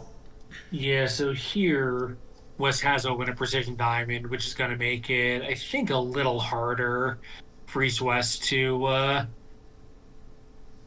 get close to a slam, but we'll see. Yeah, in the green room on 55. Yeah, like the natural diamond opening does make East hand easier to evaluate in the context of, like, a good hand, but a hand that needs some help. Right. Yeah, so, now for all East knows, West could have the minors flipped, Right. Yeah, so Steph says he would prefer a 2-heart bid to the Jacoby on East's hand, which I think is totally reasonable. Yeah. It's just that's not going to work out on this particular deal because partner hits with a stiff heart and really cares about your trump length and the spade fit. What's the rush to show the spade fit? I think the rush is that people have these agreements that if you don't go through Jacoby or Splinter, then you don't have 4-card support. I think there's that, but also if you start with 2 hearts, unless partner bids 2 spades, you can never splinter in clubs. So since you're going to be always like, you can never be telling anyway, you might as well just be asking, I think, is probably the logic. Yeah, it's kind of like a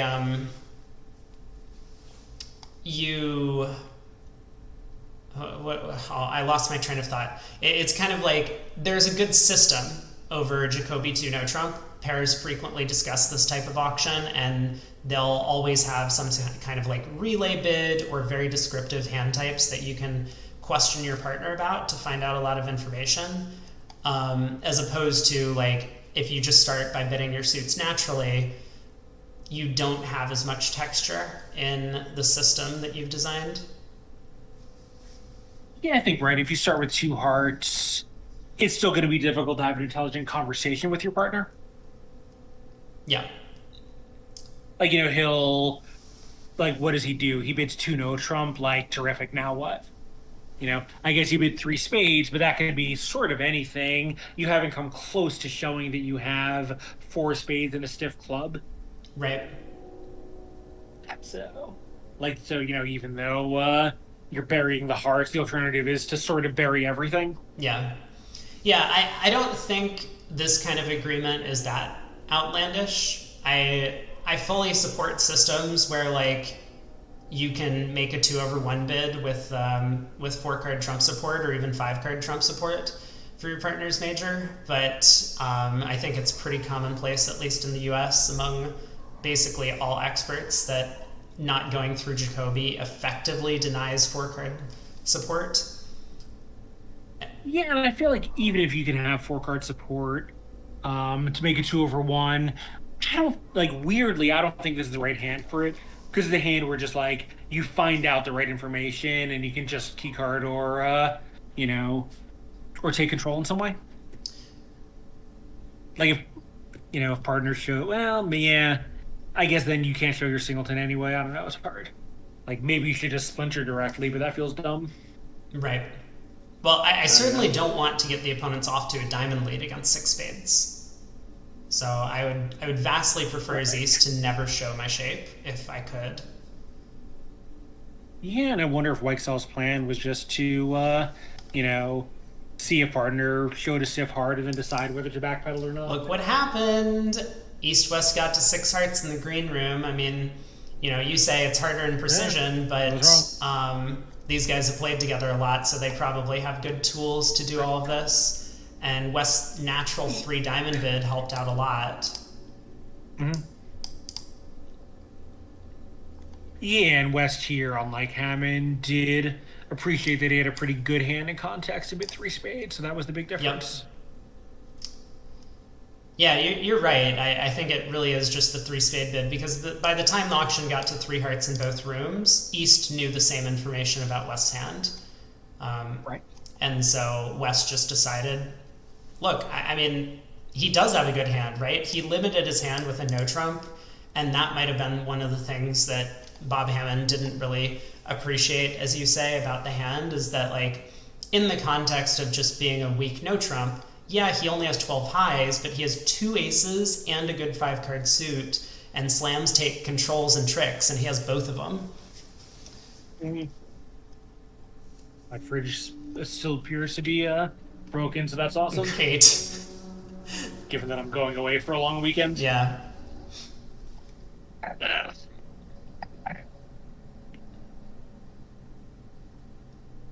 Okay, East has splintered in clubs. All right, so actually they have a method to show forcing raise and then show a singleton, so that's very useful in this hand, although not quite useful enough. Yeah, this is... So, I mean, second hand in a row, they missed a slam. Right, and I mean, like, I think... Okay, East showed his hand fully, right? Like, East said, I have 4-card support, I have a singleton club, but... You know, he didn't really have a great way to proceed over the 4-club queue. And... Right. So yeah, it kind of feels like the auction timed out poorly for him. But... Although...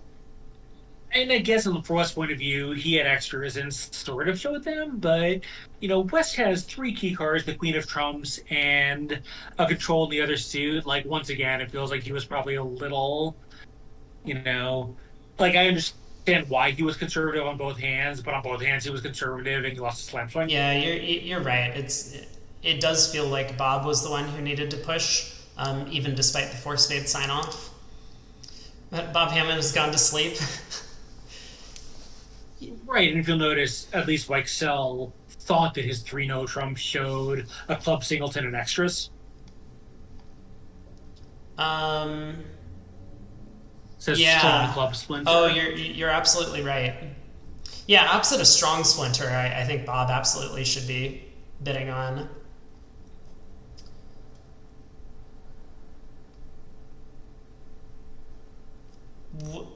Yeah, I think like he can appreciate that East can't possibly have a Q bid because he's looking at every control. Yeah, so we see the exact line of play that I talked about. What was the opening lead? I forget. Heart lead, maybe? So South won the ace of hearts, and then put a diamond through, declares hopping up with the ace, and has now played his trump over to dummy. Cashes the king of hearts, which makes absolutely no sense. Why would you risk this getting roughed? But he does it anyway. And and now we'll be able to rough a heart, and the heart's set up.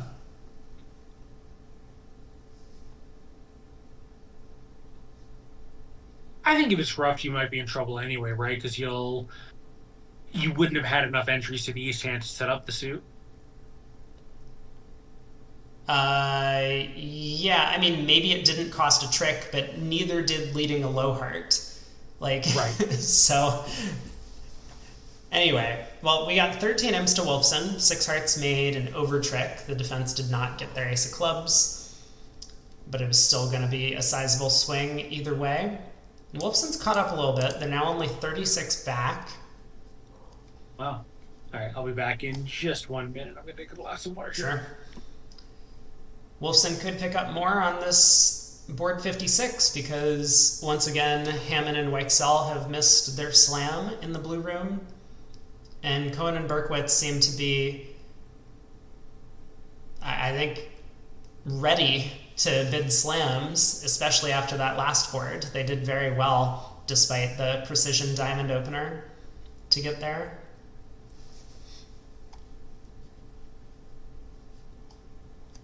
So I'll keep an eye on the blue room.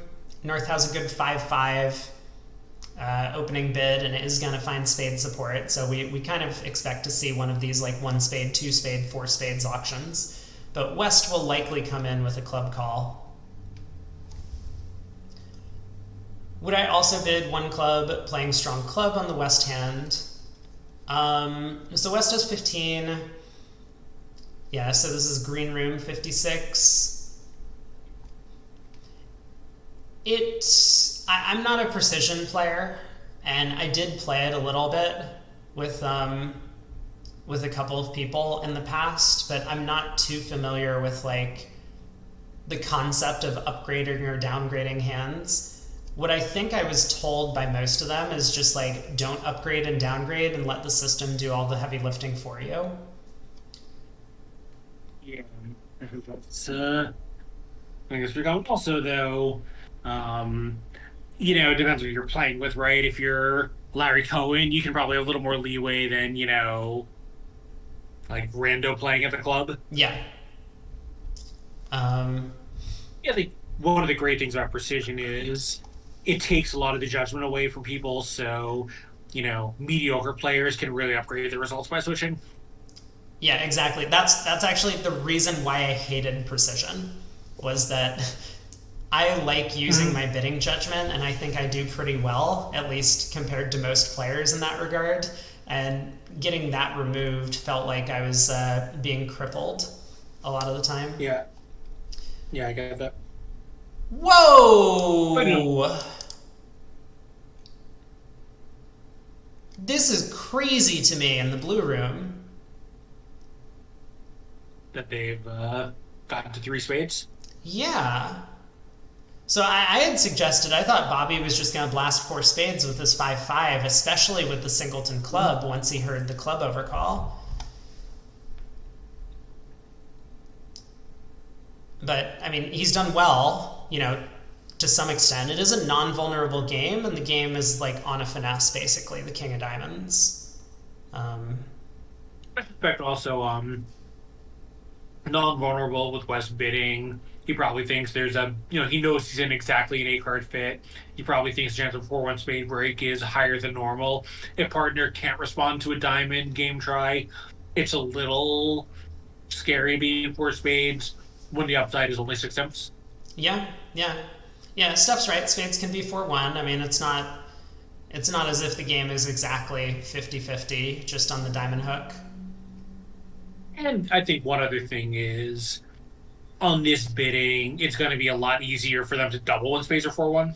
True. Okay, well. Weichsel's going to know that Hamman came in red-white freely at the 3 level. He's going to probably have a pretty loose trigger finger if 4 spades comes to him and he's sitting there with, queen 9/4 of spades or something. Right. Yeah, so this is, I guess, good. And North spades are hard. Yeah, good judgment by Bobby. I mean, given the position of the Diamond King, of course. Right. And the thing is, he's going to need to be a little careful with how he plays, because he might be worried about 4-1 spades. I will note that Bob Hamman, won the opening lead and didn't even think twice about switching to his singleton diamond. Maybe thinking that it's possible his queen would grow up into a trick anyway. Right. So continues a club. Bobby very clearly worried about the possibility of a bad spade split, because he pitched a heart on that trick.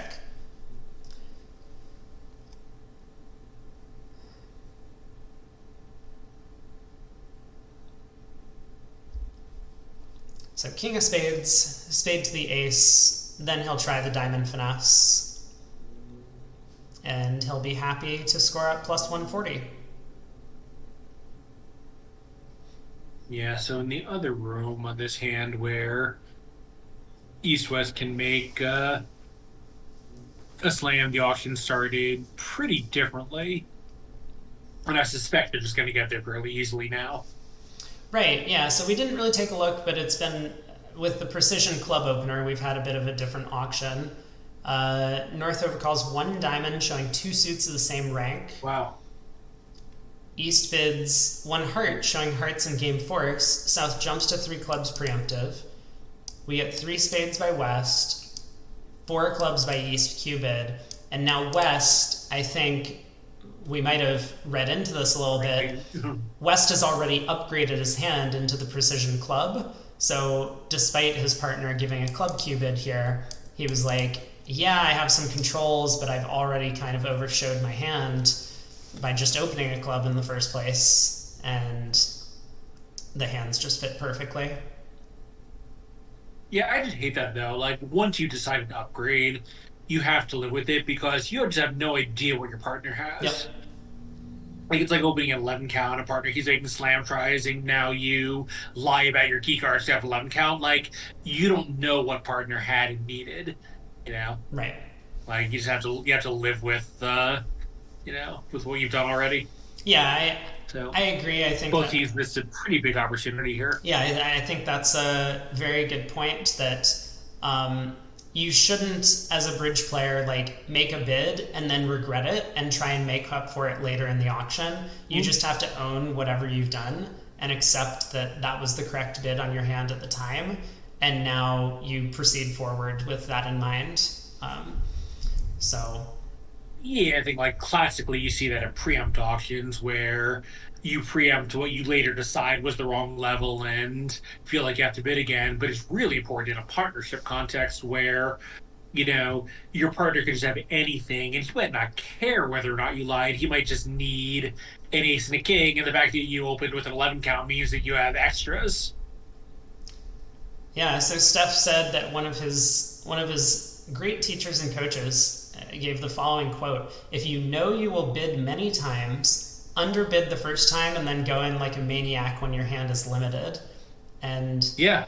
it's a very sensible strategy.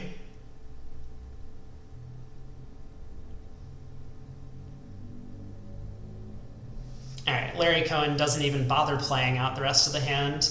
He didn't want to make Hamman look like a fool by cashing the Queen of Hearts and duplicating the ridiculous play, so he just claims. But he can claim, stating that if hearts are 4-2, he has 12 tricks, and they are. So 480. But Green Room is behind by a board. So it's gone a heart and then Drury and West bid two diamonds, showing a sound opening bid, double, pass showing extras. I guess now West has a bit of a decision because his hand is pretty good trick taking hand, even though he's got minimum high cards and some problems. Well, I was going to say, what's... Diamond Void is very well, good. I was going to say, like, how many diamonds is he going to make a decision over? Apparently 2. But, like, South has a 10-card diamond fit here. Right. Yeah, it's true. Oh my god, Bobby's Wow. not done. Hey, Steph, Bobby's been listening to your coach. Look, he was conservative over a heart. He didn't even make a takeout double with an 11 count, 5-4 in the pointed suits. And now he's bidding like a maniac.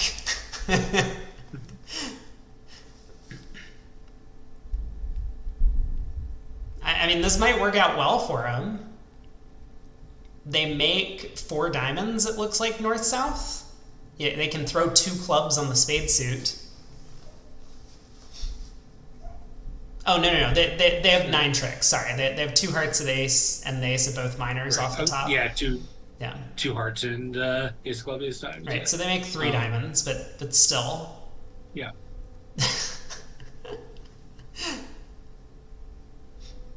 Yeah, so how do East-West do in hearts? It looks like they're going to make 3, right? They're going to lose 3 spades and a club, which you can't misguess, and that's it. Or probably in real life 2 spades because they'll lead a diamond and one goes away immediately. So I guess probably at the table they're going to make 4 hearts most of the time. I think so as well. Oh, we have. I don't think North is going to lead a low spade. Yeah, we have the exact same auction in the green room on board 57.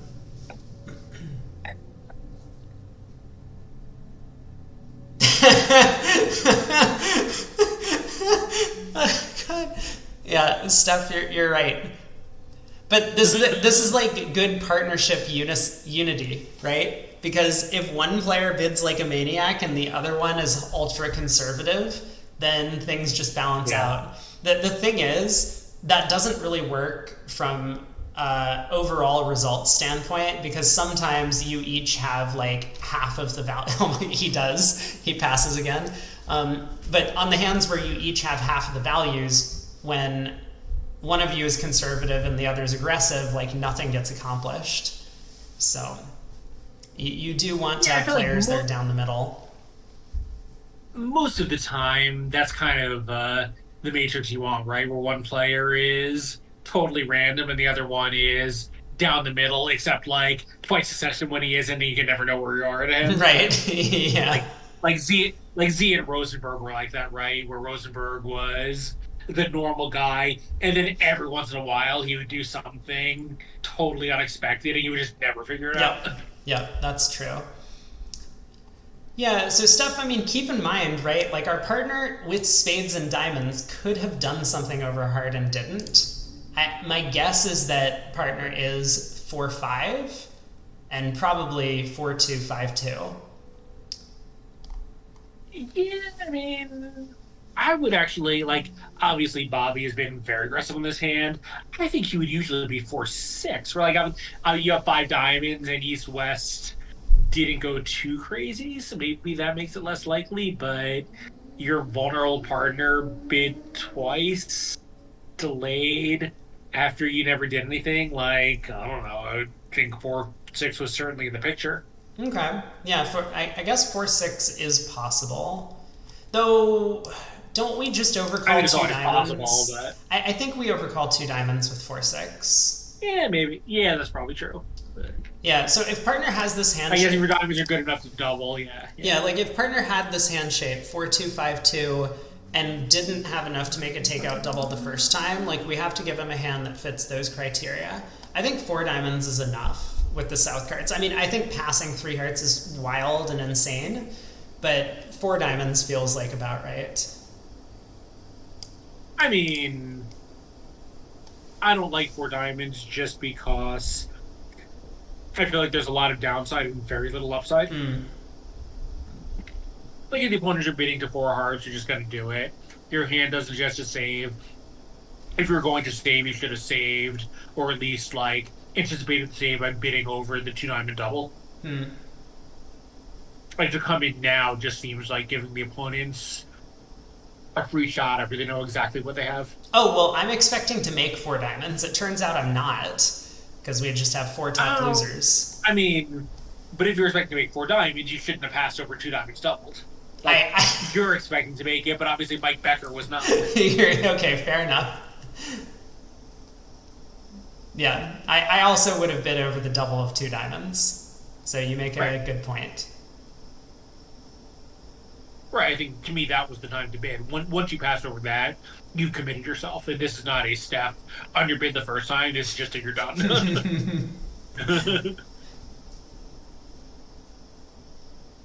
Yeah, Mike Becker forgot step 3 of the plan, right? Which is bid like a maniac after you've already passed. Yeah. Okay, I mean, we could see a swing, right? Because it feels fairly natural to lead a diamond from North's hand against a heart contract, and then 4 hearts is just easy.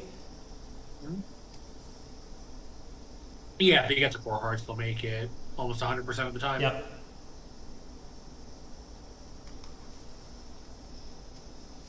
So blue room, 2 boards to go over there. Green room is a little bit lagging behind, but Bob Hamman electing to open a no trump. He has a Making 16 count. Atypical good bid. Yeah. Yeah, so let's see if East does anything more aggressive than just Texas.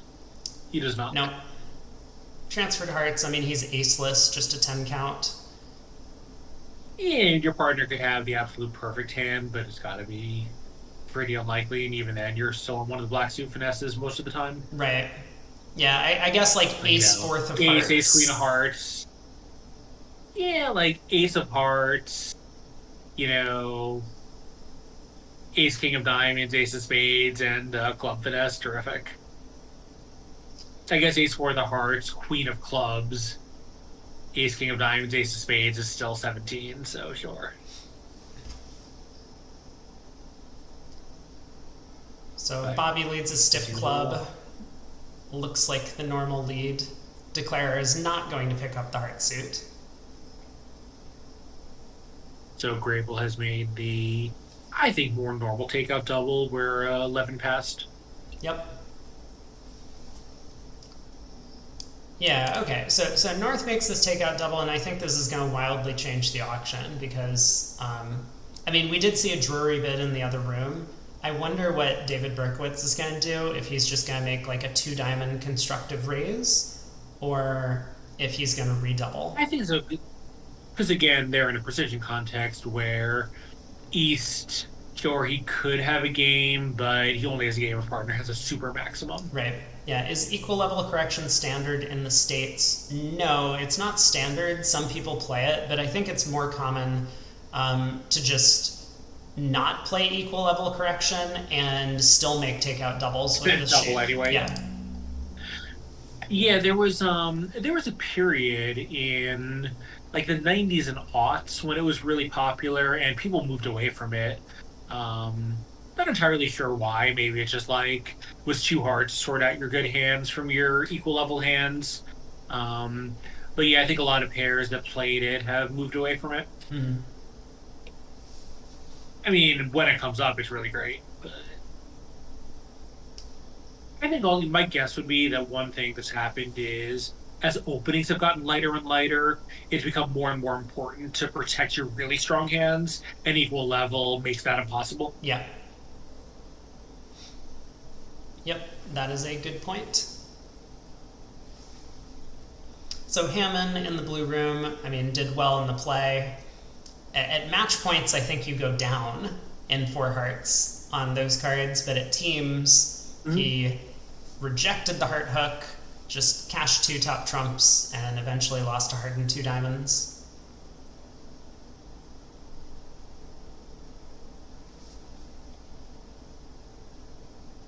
Okay, I think we're going to see East-West getting to 4 hearts in the green room, given the way the auction has developed, and there's no way North is leading a low spade.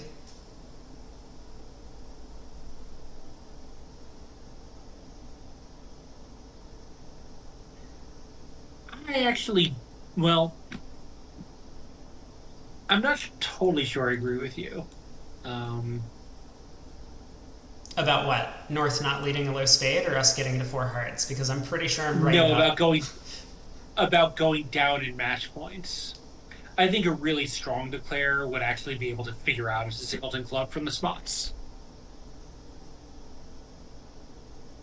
Right, but I don't care about that. I'm just taking a heart hook because I can make 11 tricks that way. Right, but the fact that when it goes down, I guess, yeah, because when it loses, it's losing at every table and everyone's in 4 hearts, maybe. Yeah, so Steph's question, kind of follow-up, is that he thinks, okay, you weren't here for this yesterday, but most people in the States, I think, over a takeout double, play a no-trump show stuff, right? Like, you don't just bid a no-trump with, like, a 3 count over a takeout double. Like, advance at one no trump over your partner's takeout double, yeah, people would expect that to show, I don't know, probably like 7 to 10, give or take. Right, yeah. Yeah. And so Steph's comment was just like, well, what do you do with King Jack fourth in the opponent's suit and 3 small in all the others? You bid your cheapest 3-card suit. Right, yeah. So we bid our cheapest 3-card suit, but so now I guess Steph is basically arguing that if you're not playing equal level correction, then this is a problem. It is a problem, but there's problems with everything. No question. Yeah. Right. Yeah, right. Like, one of the things that's beautiful about bridge and system construction is every time you make a choice, you're forgoing a different choice. So you have to figure out what you think your most important priorities are. Right.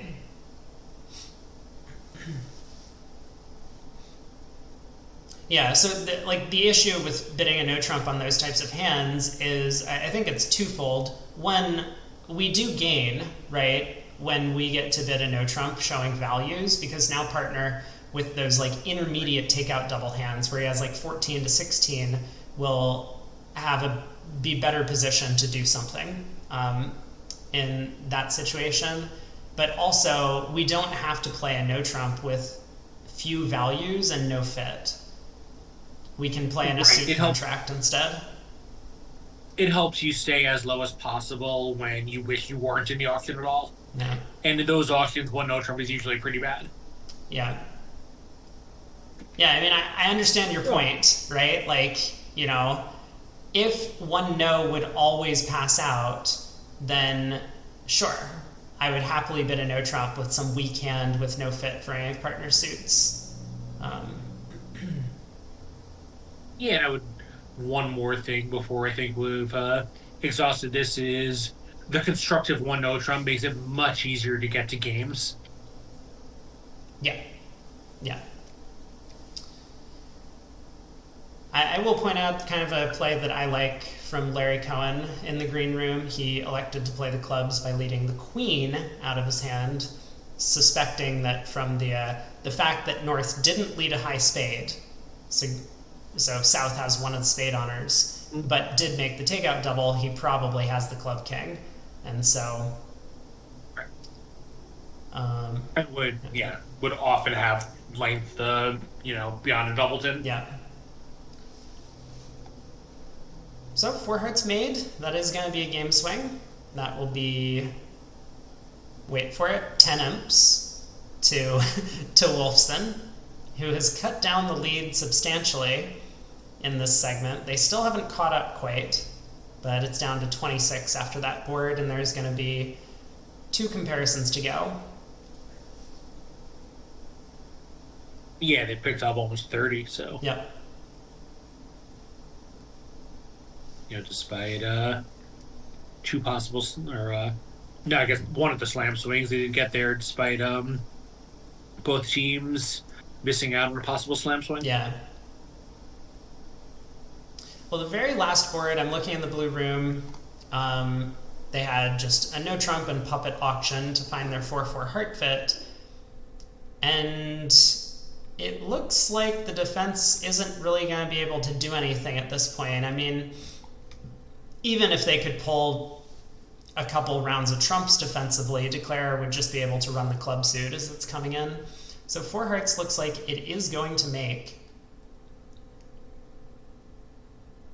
Yeah, very friendly breaks. Yeah. Despite, 4-1 trumps are bad, but everything else is very friendly for East-West. Yeah, and, the 4-1 trumps isn't necessarily bad because they're blocked. So Declare only really needs to worry about that pesky little 4 of hearts if he's planning on a cross ruff here, which it looks like he might be.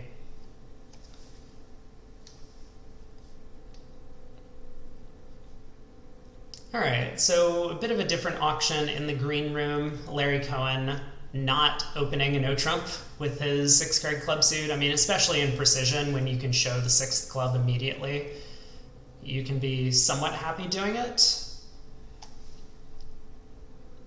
You do need to have a hand at the absolute top of your range when one no trump would have been a suitable alternative. Yeah. Yep. So, probably showing the top half of his range and a natural no trump type hand. Right. Denying a hard fit. Right. Yeah, right. So we'll see if Wes corrects, and he does not, so... Oh boy. A winner for the off-shape no trump here? Yeah, it's I mean, I would say it's not over yet, but obviously North should be picking his... I mean, if North leads something that's not a diamond, they're going to be down 2. They are going to be down 2. Oh, because the hearts aren't coming in, you're right. Right, because they're going to take a heart finesse and then lose all the diamonds. Yeah. Wow. Okay, so this is going to be imps back in the way of Hamman. And yeah, the off-shape one no trump does work out.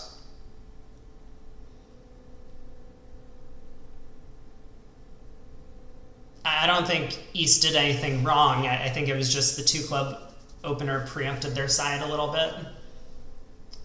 I think East maybe I'm going to assume that East did not have a forcing three hearts over to no trump, because otherwise that seems like a pretty big miss.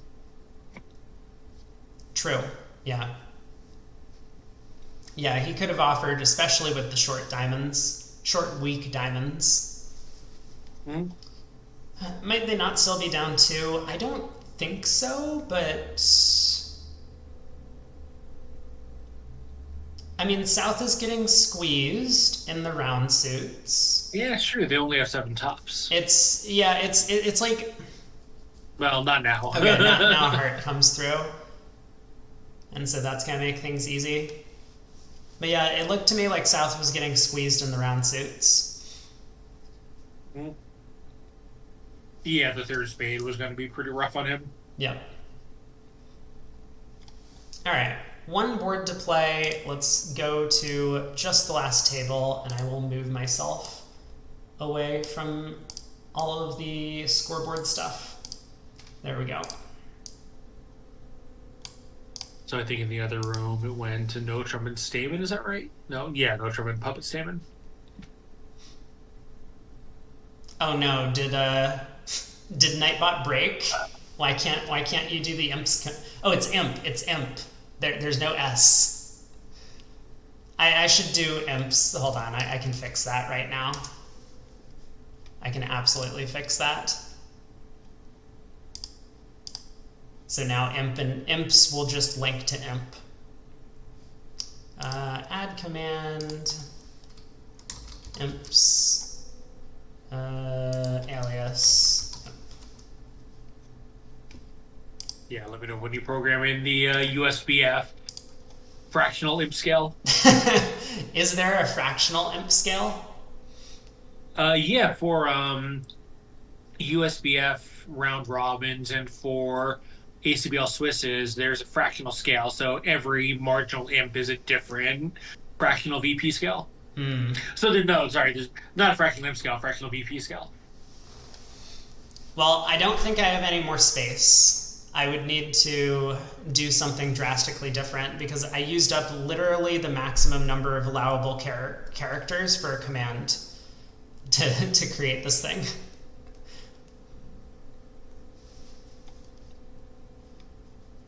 Okay, different auction in this room. We saw Puppet Stamen in the other room. I'm a little surprised that East didn't use the same thing. Maybe they don't have Puppet Stamen available. Steph says, let's optimize my code. Well, I don't think there's a clever way to improve the thing, because I suspect you need at least 25 comparisons since there are 25 different imp values.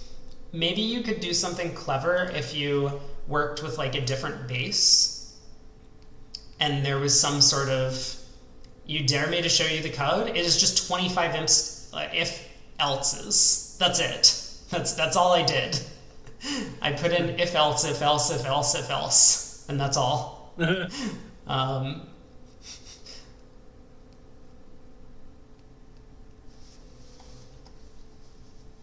I mean, yeah, it's a bit weak, but there are 25 classes. I don't know what you think the improvement is. You would need to do some like real number theory on the differences, because if you can say something like, oh, if such and such is divisible by like 35, then the result has a factor of 7 in it, right? That would be, I think that's what you would have to do.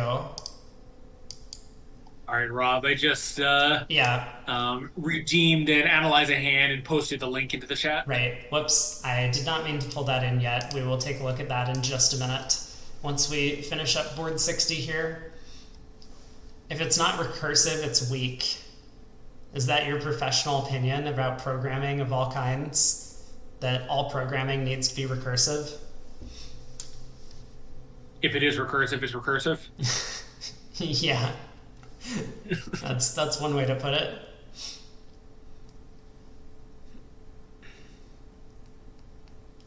Where was your six spade rebid? No, chat. Wait, no. No one saw anything.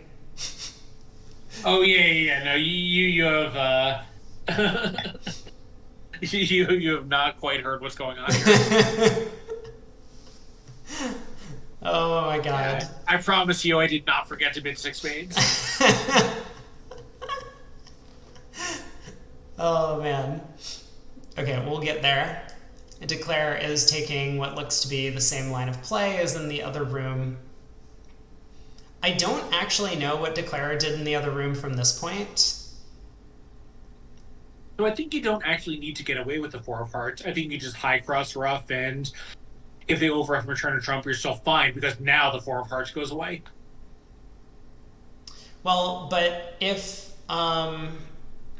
you make four, right? You're just gonna lose.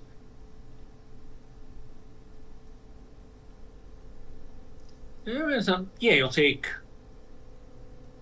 So, oh yeah, actually, you might do the four of hearts. Yeah. See, so like if I rough a club high, and then I rough a thing in dummy high.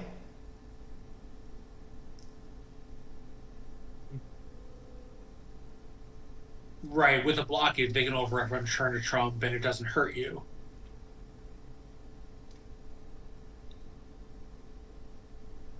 Yeah, but if the trumps were not blocked, I think we might need to. I think you do need to rough this. Well, I guess he's hoping to gore this. I feel like he was hoping that this would get roughed in front of him. It's not trivial, right? Because, I mean, we can see that the trumps are blocked and that Declare can pitch on this trick or rough with the four of hearts and rough a diamond. But, like, let's suppose he roughs this even with the four of hearts and then roughs a thing in dummy and roughs a club. They might be able to over rough and then play two more rounds of trumps, sticking us in hand, and we won't be able to rough our spade loser. So to be able to do everything properly, we would either need the hearts to be blocked, as they are, or we need this queen of clubs to actually hold up, right? So it's interesting because the four looks so low, but with only the five missing, there's actually also sort of a finesse. Yeah. But what I'm saying is, like, it's not as if we actually have a legitimate cross rough, even if the four of hearts holds here. Right, because if they over rough and can play two more rounds of trumps, right, it's pretty rough. Yeah. But you could try roughing with a four, and if they over rough with, 2/3 of the time they over rough, it's not with the five. I guess this is, like, somewhat mitigated by the fact that we have a club suit set up in dummy. So if they do over rough and pull trumps, like, there are some scenarios where they have exhausted all their trumps and then we can just run clubs in the end position. This is not a trivial end position at all. And it might be hard to set up and cash that last club, though, if they can play over rough trump. Well, right, but... No, I guess you can, because you still got a trump left in dummy, you rough the club, and dummy's high. Yeah. So now you've only lost two tricks. I have the feeling that we're pitching on this trick. I mean, it just, for whatever reason, okay, he roughs high, which is, like, his worst option, technically. Single dummy, that feels like an odd thing to do. Okay, and now he roughs a spade, which I haven't really been following the play in the spade suit, but this feels like...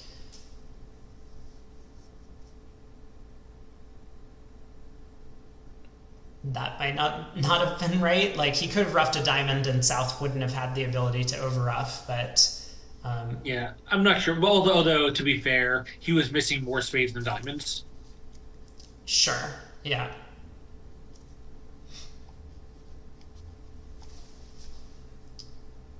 Well, this. So now he's fine. Yeah, I mean, this is the end of the hand. North was not able to play a trump there. So 10 tricks.